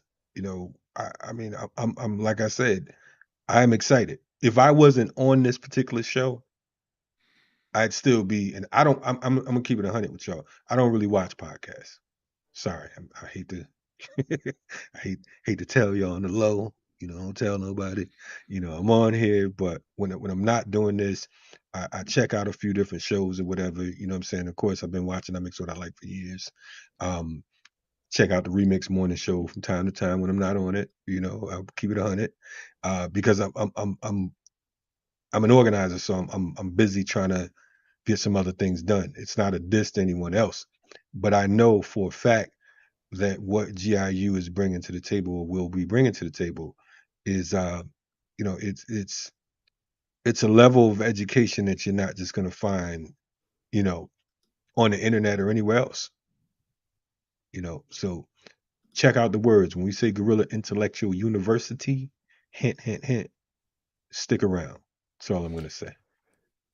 so while you set up the last topic you wanted us to address, I am going to step off real quick and Okay, take that old I'll tell man you break. what. I'll We be we right both back. going to do that. So spin out on it. Oh, how we We're gonna, both going to do that? we gonna go to a quick break. With Duh. what though? No, With I'm what? saying with what though? There ain't Oh, nothing long enough. We don't people have gonna nothing wait long for enough us. to They're gonna prepare. pause. Oh, for it? We're gonna- No, man. we're still building. We're going to a break. We'll be right back. Jared don't know how to say that to you. We're gonna throw this BPM banner up if we do, or if we don't. But anyway, we'll be back at you, Guerrilla GIU. Intellectuals. We'll be right back. No doubt.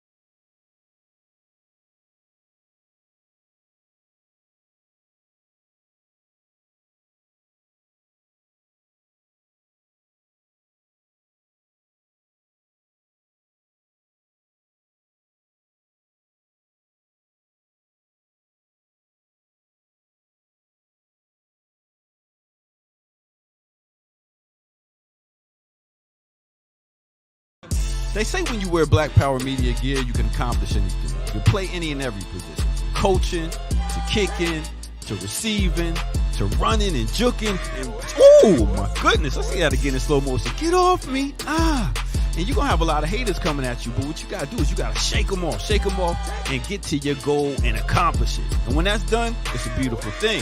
I'm talking about going hard, extra, for that extra point. And when it's done beautifully, you talking about touchdown. Oh, and the crowd goes wild and they're celebrating with you and everything.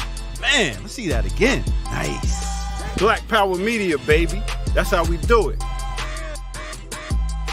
Now go to blackpowermedia.org and get you some of that gear. Empower yourself today.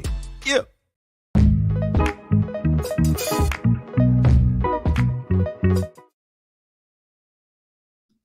Yeah. The old happening, radio y'all? broadcaster in me was dying over the dead air. Hey, man. But Me too. I know we in a different world. We in a different world right now. So Me too, man. I was like, I felt bad, but I'm just like, you know what? We'll be all right. Anyway, we appreciate you all sticking with us, checking us out. Yeah, it's gonna be a great day. It's gonna be a great day indeed. Real quick, we have a gentleman that may be calling in shortly, who's no Okay. stranger to our joint. But for now, I wanted to one of the things we was talking about was we talked about the roles of media, right? Black media. But I kind of wanted to and this is a question that I wanted to pose with the other host, and that was around the roles and responsibility of folks in the academy. But before we get to that, we can we have, ask him. yeah, I mean, we're gonna go a little further than asking him once he's ready. This other brother we're gonna have on board. But how y'all feeling in there? How y'all feel about the show? So you can put that in the chat, whatever. Let us know what you're thinking. We sorry, Just quickly, we are Rosemary. We are still inviting Guerrilla Intellectuals of the Week nominations. So put it in the chat or hit us up individually, either Kalonji or myself, or however you want to reach out to us, and we'll start compiling and responding. Right. Absolutely. And we want to point out too, for clarity, is Guerrilla with a GUE. We're not McGill. Right. Yeah. Sorry about that. Thank you for that. It's not. Yeah. It's not the animal. Yeah. Let's not get it twisted. Right. You know what I'm saying? So yeah. Thank you for that. Right. Yeah, we exactly. want to clarify that, because then we get some slick folks coming through. Yeah. They're gorillas. But anyway, it's as spelled here. That's it right there. Yes, indeed. Yes, indeed. That's what it's all about. Anyway, we're looking forward to bringing more folks on, more information, so on and so forth. We have a brother in the wing who we'll be bringing on, and it look like he's doing what he usually do. So that's just a whole nother program. So I wanted to ask, as we bring this brother on right here, what's going on, brother? How you doing, man? Peace. Hey, man. Good to see you. See you. Like Good morning. My two favorite comrades, man. Black Power Media. That's what I'm talking about. We don't take no prisoners. That's a different introduction from last episode. So the last episode was just funny. that was just for laughs, because you got all these guys coming over here for coming to Africa, and they get instant passports, and you got the president. I call him Mr. Potato Head, because he looks just like Mr. Potato Head. Only thing he's chocolate. So he's up there talking about how the African diaspora, and he's a Pan-African now. This is the same family that overthrew Nkrumah. You see, now he's a Pan-African because these Negroes, Steve Harvey, Boyce Watkins, all these Negroes are coming over with money. You see, Meek Mills is coming over. That's messed up, man. So I just wanted to give a shout out to Kenyatta, that brother, because I listened to him the other day. He was going all in on them knuckleheads just over in Africa, talking about data liberators and all of this crap. Everything he said was on point. And I like the way Jared played it off, like he was, he's just out to get a book deal, You know, so like You messing me up too, Dhoruba. I'm trying to get this book promoted, and you and Diallo come on here talking shit about all these celebrities messing up my podcast invitation. But listen, man, my book's coming out soon too. Ain't nobody gonna buy it but you and Kalonji. So, ain't nobody gonna put it on their podcast, you know, and get a discount. But you and Kalonji and the crew there. So many people will buy it. I was going to say me and Kalonji might be one of the few hosts to invite you to discuss it. But that might be the case. Yeah. Ain't nobody gonna buy that book. But listen, let me tell you, maybe I should use you guys for a sneak preview of some of the stuff that's in the book. Okay. And there's certain things I want to say about certain people before they die, so that people can say, "Why didn't you say that when he was alive?" You see what I'm saying? And you know me, man. So I said, the first one I'll start with is the illustrious chairman of the Black Panther Party, my former leader and comrade, Bobby Seale. So should I drop something about that? But the vignette? Sure. I mean, Sure, look at you, like university. Nah, I ain't gonna do that. He's gonna ask us if he should drop something about that. But no, I ain't gonna do that. You gotta read the book. But I'll give you a little hint. Okay, I'll give you a little hint. I have over 400,000 pages of FBI files right now in Princeton University's archive, Princeton University. And I had to negotiate with them to make sure everybody has access to these files, for research purposes, et cetera, et cetera. Sadly, no Black university, no HBC university would take these files. Not even the Center for Black History in New York City, the Schomburg. None of them would take my files. Right. But Princeton jumped on it. So Princeton has my files, and they're getting my letters, my prison letters too. They should be getting those next month. So I have a book, hopefully, of political writings that's much better than the translation that I had folks in Europe deal with, because they were dealing with fascism in Europe. It scrambled up my stuff. But in the book, I talk about. I start from the end, going to the beginning. And so when I was going over the files in my that I had in my possession, the FBI files, COINTELPRO files, the first wiretap on the Black Panther Party was at national headquarters in Oakland. That was the home office for all the wiretaps, and all of the subsequent surveillance to chapters. The first one was Oakland, California. Okay. And so a couple of years ago, I was I was transferring. I had a few boxes of FBI surveillance tapes of the Black Panther Party headquarters. And the surveillance tape recorded the activities, the conversations and phone calls of everybody in national headquarters. So every time the phone would ring, the tape would start. And I think at this time they had a physical person. This was long before the internet and everything. So I think they had a physical agent monitoring the tapes because they were using the old, cassette and, the old tape loop machines, the old primitive ones that we call primitive now. And so I found that, hundreds of conversations every time the chairman of the Black Panther Party,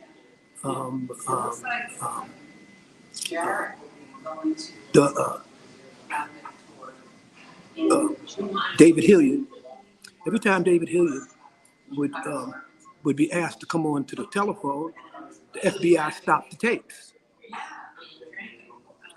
And they said, per order of, yada, yada, yada, per order national of headquarters, they stopped the tapes. As soon as Hilliard got off the phone, they restarted the tapes. So there's no recorded conversations of David Hilliard, the chief of staff of the Black Panther Party, during the crucial period when Bobby Seale was in prison, before the Panther 21 was arrested. There's no recorded statements of anyone, of David Hilliard, anywhere in the FBI files coming out of coming out of national headquarters. Now, I don't know if they had wiretaps of David, maybe when of another office when he traveled, and that didn't apply. So I consulted with some attorneys and some folks that know FBI procedures, and they said usually if the FBI cuts off the tape when a certain person is talking, and then cut it back on after they're off, and if these tapes are subpoenaed, say by a court, subsequently subpoenaed, this individual would not be on any of the recordings. So therefore, any allegations or anything of confidential information that they receive from them would not, of course, be, have a thumbprint, a fingerprint. So I said, this is strange. Why the chief of staff? And then, of course, what you read later in my book, there was a complete what they call a bereavement or a division between the Black Panther Party underground and the arm wing of the Black Panther Party, which later would become the BLA, and the above ground. And this was while Huey was in jail, while Bobby had just gotten arrested. This was right after 21 was arrested, and there was a whole lot of conflict, and the party had closed ranks, and all these things. All these things are in my book.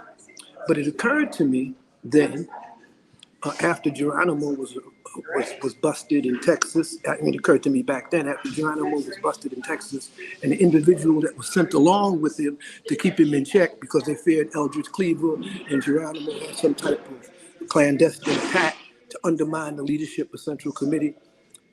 He was arrested. He was caught. And later on, we found out that the individual was an informant that was with him from the Glass House tapes and all of that crap. Okay, so what I'm saying in the book is that it seems to be circumstantially that for my reading and my experience in the party, that the chairman, that the chief of staff of the Black Panther Party may have been an FBI asset. Not an informer, not someone that was on the payroll, but an asset. And I think those who know about counterintelligence activities at COINTELPRO during that period, there's a qualitative difference between a community, what they call a racial informant in the community, a paid informant infiltrator in the party, like the one that helped kill Fred Hampton, and FBI assets. In other words, dudes that released information to the enemy based on their internecine or internal politics that might favor them. So okay. Y'all got a sneak preview of this, and so I'm quite sure it got over the airwaves, and people are going to ask me questions, and I'm going to tell them read the book. But I just want to put this out on Black Power Media, because I know you two guys, and I know the folks at Black Power Media are definitely on the right side of the barricades. We won't be looking for excuses and loopholes and stuff. It is what it is. Dhoruba, real quick. Let me mute you just for a quick second, because that Leah is right. The background noise is driving me crazy. I admit that, but I gotta say something real quick. I just muted you for a second, Dhoruba. Hold on. Just you're muted just so I can hear myself ask this next question, because I want to go back to where you started. Just for the record, we got to make clear. Me and our crew of HBCU faculty that you do know, we were not consulted about getting those documents and those papers to our institutions. So anybody in the chat that's got any questions, just be clear. I never, I would like to have you. I would want to ask you about that, because I asked Johanna Fernandez about Mumia's papers going to Brown, and I admit I feel a kind of way about that. So could you talk a little bit about that process? And maybe we could do this another time, maybe when you're not in a space that noisy. But I would like to hear a little bit more about that process, about the Schomburg, about HBCUs. Why couldn't it have ended up at an HBCU? And then selfishly, why you ain't asked me, man? Why you ain't asked me about housing those papers? But I did ask you. I did. Remember that time I told you there was a grant proposal that was available, and it was about COINTELPRO, but you had to have someone that had credentials like you had to apply for it, and all of these things. I did. You know, I never knew that was about. I honestly, I never understood that was about getting funding to house your papers. We never got anywhere with the project.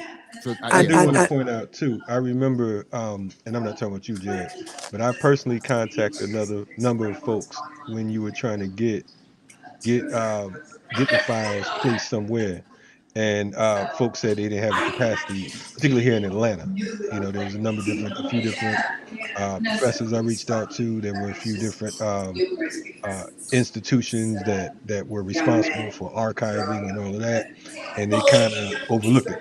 I wish I had the space myself because I knew the importance of what it is he had, because I think what was it, like 300,000, 400,000? I think he had about 400,000 pages. Yeah. So no, but go ahead. I'm sorry, Dhoruba. Well, you know, I want to. It is kind of background noise. I could understand. I don't know how to mute background noises, but I'm in a cafe in the village. That's how you mute them. Tell me. Maybe I should go into the bathroom or something. Are you good? Just go ahead and rock out, man. Go ahead, man. We'll do what we got. You know, first of all, let me say I never spoke at an HBCU university. I never was invited, and I never spoke at an HBCU university. Wait a minute now. Hold on, Dhoruba. Hold on. Well, we're not talking about you, Jared. No, but it ain't okay. No, but not just me, but my you know, some of my crew, you know, have brought you to Howard.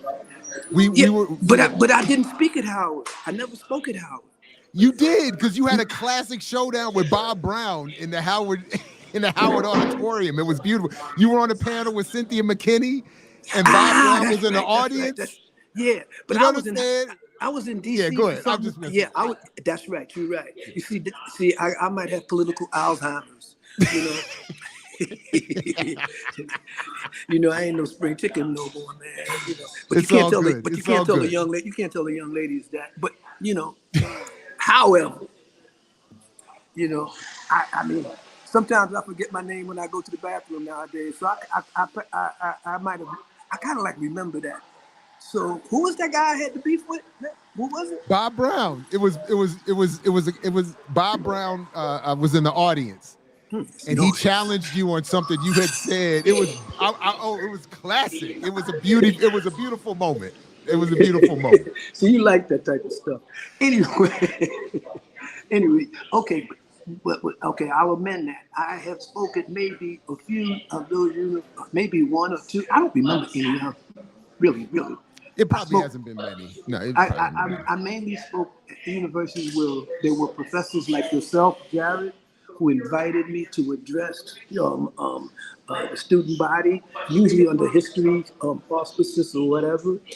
I know about, this is what I'm saying. But anyway, all the HBCUs, starting with, I think Howard, I offered the files there. And this was back when they were considering taking the remains from the Wall Street African burial grounds. They were considering their anthropology department was considering taking the remains from there and putting them in Howard. I don't know what happened to that, but this was around that time.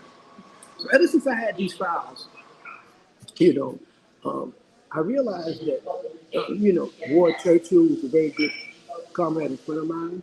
You know, his whole book, the COINTELPRO book that he wrote, was because of my discovery of my files. They all came from my files, you see. And but it was strange that I realized that nobody looked at Robert Boyle, attorney Robert Boyle, or the work of Elizabeth Fink, who took the Attica case to conclusion and won the settlement against New York State. She passed. No one's ever consulted these attorneys that were at the forefront of the 21 trial in my trial about COINTELPRO. And Robert Boyle is probably one of the foremost experts on those files. You see, so there's been a concerted effort to marginalize not just the role of the Black Panther Party as an organization that advocated organization of self-defense in the Black community, but to marginalize and denigrate and minimalize the whole idea and notion of the political concept, the strategic concept, the analysis that Africans in the United States constitutes, for all intents and purposes, a domestic colony. And this domestic colony can be proven statistically, it could be proven economically, and it could be proven culturally.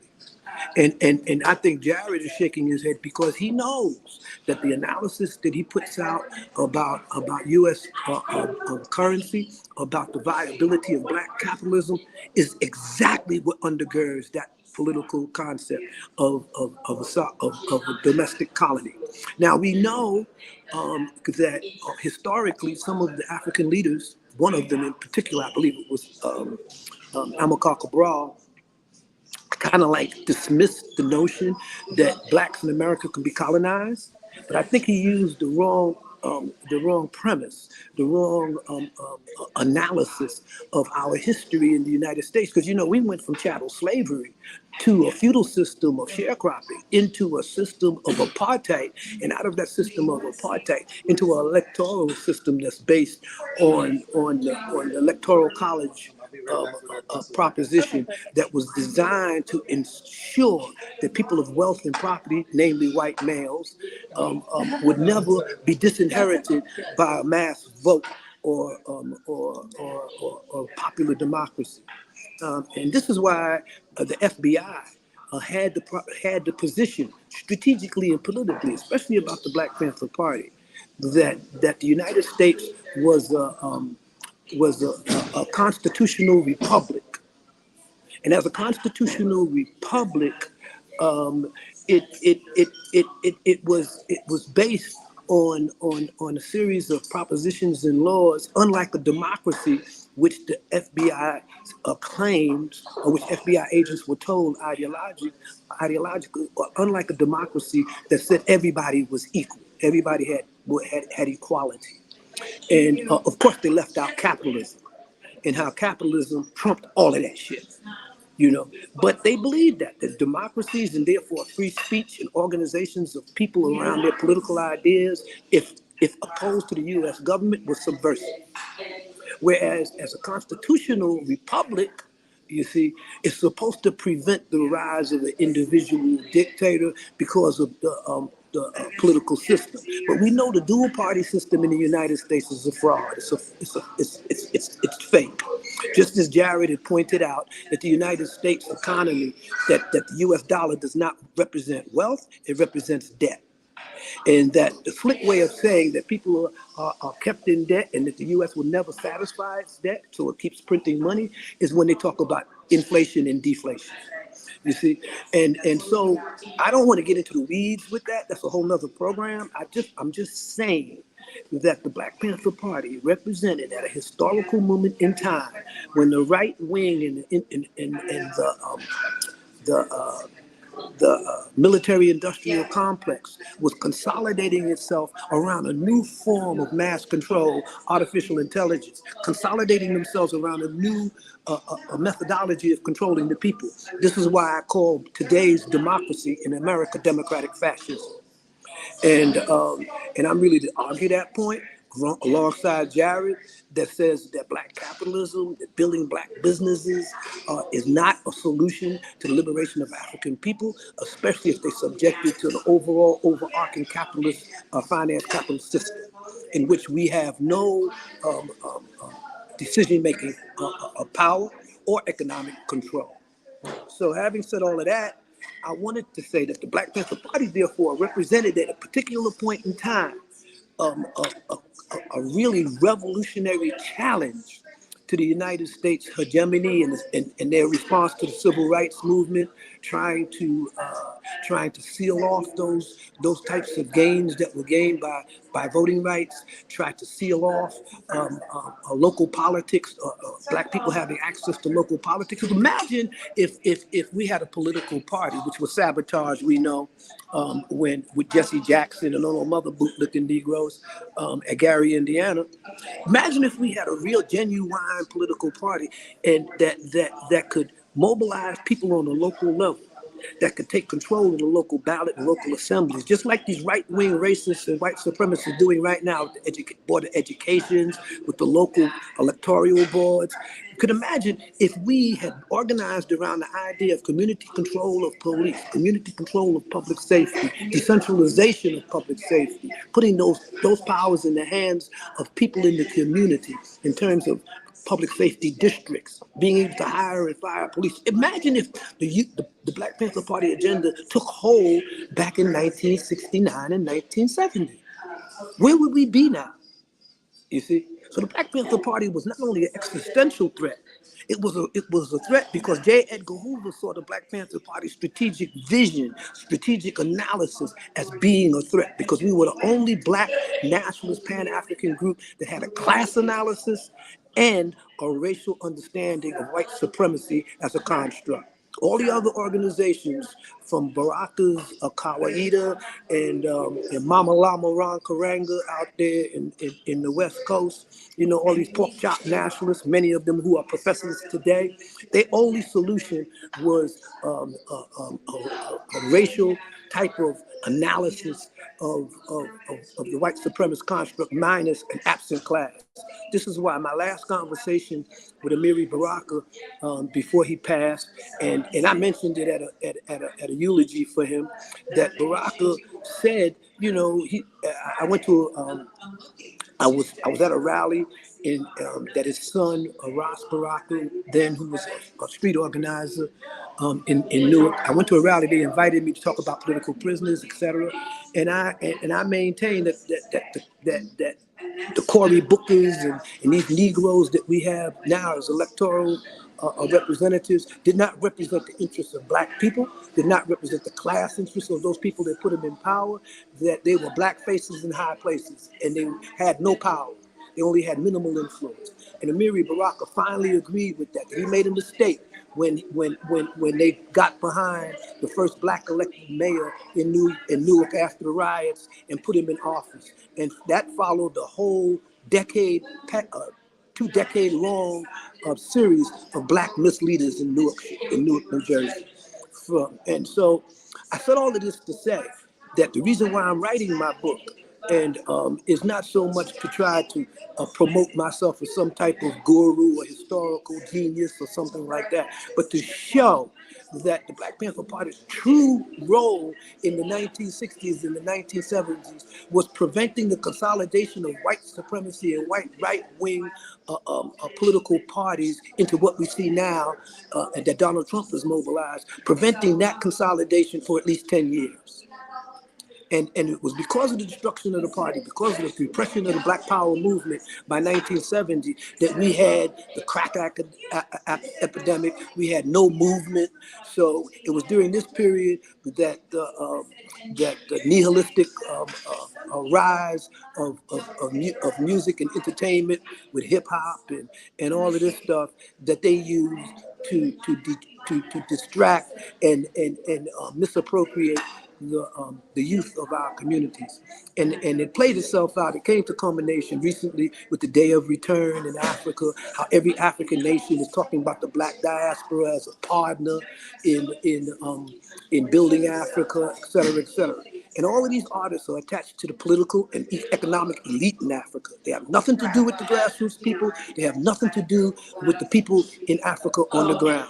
Africa has a median population of 17 years old. It's the youngest population on the planet. So hip hop and Black and African American lifestyles, ostentatious consumption resonates on the African continent. And this is what I was pointing out before.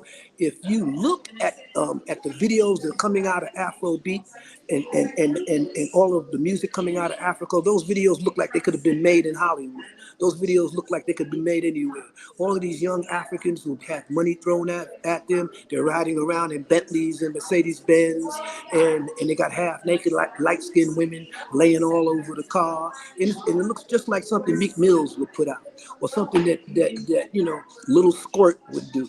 You know, whoever that is. You see, so I just want people to understand that the Black Panther Party's legacy and the legacy of the BLA was not so much that we had breakfast programs or that we advocated self-defense or that we would shoot back. The real legacy of the Black Panther Party was that it was a Black cadre organization that had a class analysis that withstood the onslaught of white supremacist right-wing corporate power in the political arena that followed the successes of the civil rights movement and assassination of Dr. King. That right there. Man. Right on. Hey, listen. Unfortunately, brother Dhoruba, Kalonji, good people, I do have to run. So I look forward to picking this up with you both and everyone else. It's okay. I'm sorry. Soon. You all right? You good? I didn't hear you. I was just saying goodbye because unfortunately I have to run. But you all, keep going. You all can continue on. I'm just saying. So his feet don't fail me now, huh? After no, it's just unfortunately the time. It's just the timing ran out for me. So I'll look forward to catching up with you both another time. And peace to everybody in the remixing audience. But thanks again, everybody. I'll catch you soon. Okay, peace. All right, peace. I'll catch you in a minute. Hey, man. One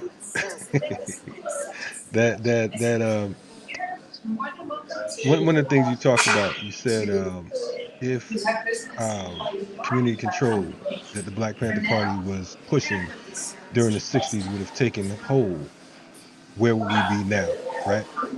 I want to ask you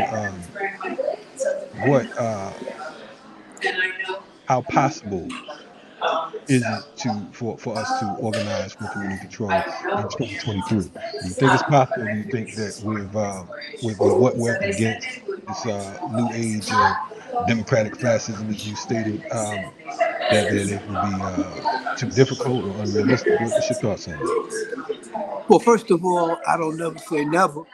I think that, of course, it's possible if we take advantage of certain opportunities, but we're not going to be able to do it when we have a whole host of reactionaries and neoliberal Negroes and Black capitalists that dominate the media and that dominate the political space, okay? So we have to, first of all, go after these folks. We have to, first of all, prove them wrong.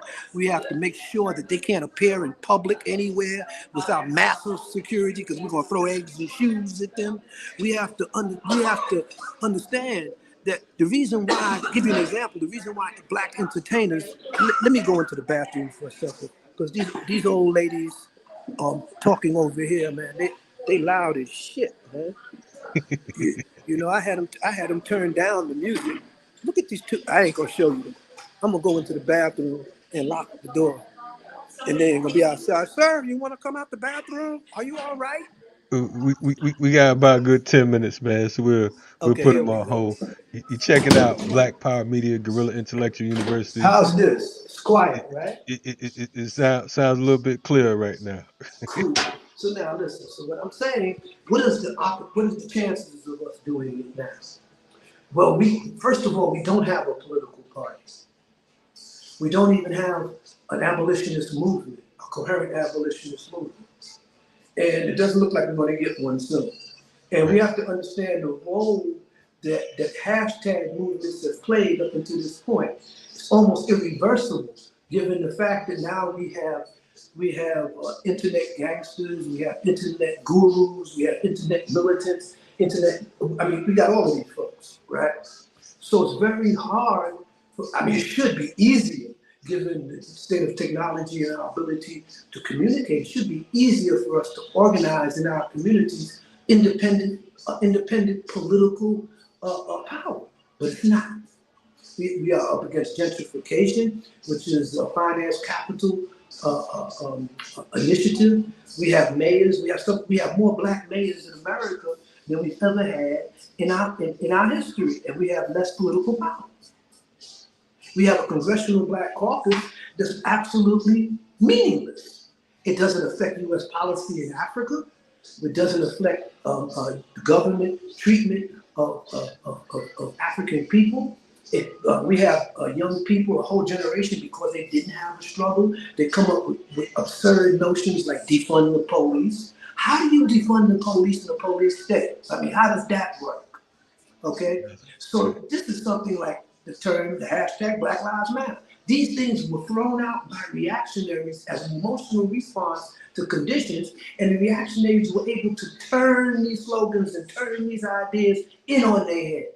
Okay, so we see now that defund the police is wound up in the police getting more money to do certain things that they wanted to do in the beginning. Okay, they're not demilitarized. They still have their political power and political clout. And now we have mayors like this buffoon in New York, who says he's a mayor who was a black police officer who organized the black union, police union in New York, because the PBS, the Policemen's Benevolent Association, PBA, was so racist that the black officers in the new NYPD had to organize their own union. Now he's kissing their ass and sucking their jockstrap now as mayor of New York. He's brought back stop and frisk. He hasn't closed Rikers out. He's doing all the reactionary things that the racists or reactionaries like Ed Koch and what's that piece of dog doodoo with the hunchback that looked like one of the Munsons. What's his name? Giuliani. You see, that dude looked like one of the monster fans. He definitely looked like one of the yeah, I know, man. He looked like Gru in the villain, the master villain Gru, or whatever his name is. Anyway, so this is the type of leadership that we have. We have black police chiefs that's presiding over police departments that kill black unarmed people. We have black mayors that's rationalizing and right down there you have a black mayor, a succession of black mayors that's pushing for a police training facility, and rather than developing any type of power for African people in the Atlanta area to take care of their own and control their own public safety. So, in answering your question, I think it's very unlikely that we could reverse this trend without a political party, and it's definitely unlikely given what's about to happen in the next year and a half, when the right wing and these fascists, these neo-fascists, these white folks who believe that the U.S. government is shafting them and that there's some type of woke conspiracy against them, and that's why they're not. That's why they don't have their white privilege that they thought they were entitled to. And they're armed to the teeth. And black folks are disarmed to the gums. Okay? We are unorganized. We have no self-defense mechanisms in our community. The police is the strongest political force in our community, stronger even than our political representatives. We are circumscribed by white supremacy masquerading as anti-Semitism, whenever we speak out against the economic and financial order in America. So if you ask me what are our chances against resisting this, I would say it's looking bad for the home team. No doubt. Well, hey man, always a pleasure and honor to have you on board. We got to run, but however, we deeming you official commentator for being Black Power Media. Does that come with a bail review plan, man? I mean, do I get a lawyer and everything if I get busted? we automatic. We gonna recruit Bob Boyle. We're gonna bring him back. We gotta make sure Kamal take dust off that lawyer's license, man, and stop fronting, man. You want to dust it off? Yeah. Good luck, brother. Good luck. Well, listen, man, we appreciate you. I'm gonna holler at you a little bit later on. We appreciate you making provisions, brothers. Like, look, I'm in a coffee shop. They too noisy in their place of business. I'm gonna take it to the bathroom, and only on BPM can you get a bathroom interview. Well, I'll tell you something, man. To your audience and to everybody that might tune into this, don't mourn, organize. Don't get mad, get even. Power to the people, bro. No doubt. All power to the people, man. Appreciate you. Love you, brother. And be talking to you in a minute. And stay strong and safe out there. Black power. Ungawa. Check it out. Guerrilla Intellectual University. We just had OG Dhoruba Ben Wahad stop through unexpectedly. We got that two weeks in a row. So make sure you continue to stay on board with us, stay in tune with us. Share what you've earned today. You know what I'm saying, or what you learned today, which way it applies with the folks. Look for Guerrilla Intellectual University Mondays from 8 to 10 a.m. the rest of the week you can expect what do we have going on? The Remix Morning Show, Tuesday through Thursday, and we'll be back with our Mix What I Like. Dr. Jared Ball and the crew on Friday will be on our Mix What I Like. But also, I did an interview a few days ago, if you missed it, with Dr. Akinyele Amoja in regards to Dr. Matulu Shakur, and that was on the new program, which is RSTV, which stands for Renegade Siafu TV. So make sure you check that out, as well as some of the other things that we have in our archives. We appreciate y'all. Stay ready, stay prepared, and we're gonna win in spite of ourselves. Black Power Media, Guerrilla Intellectual University. We out. Peace.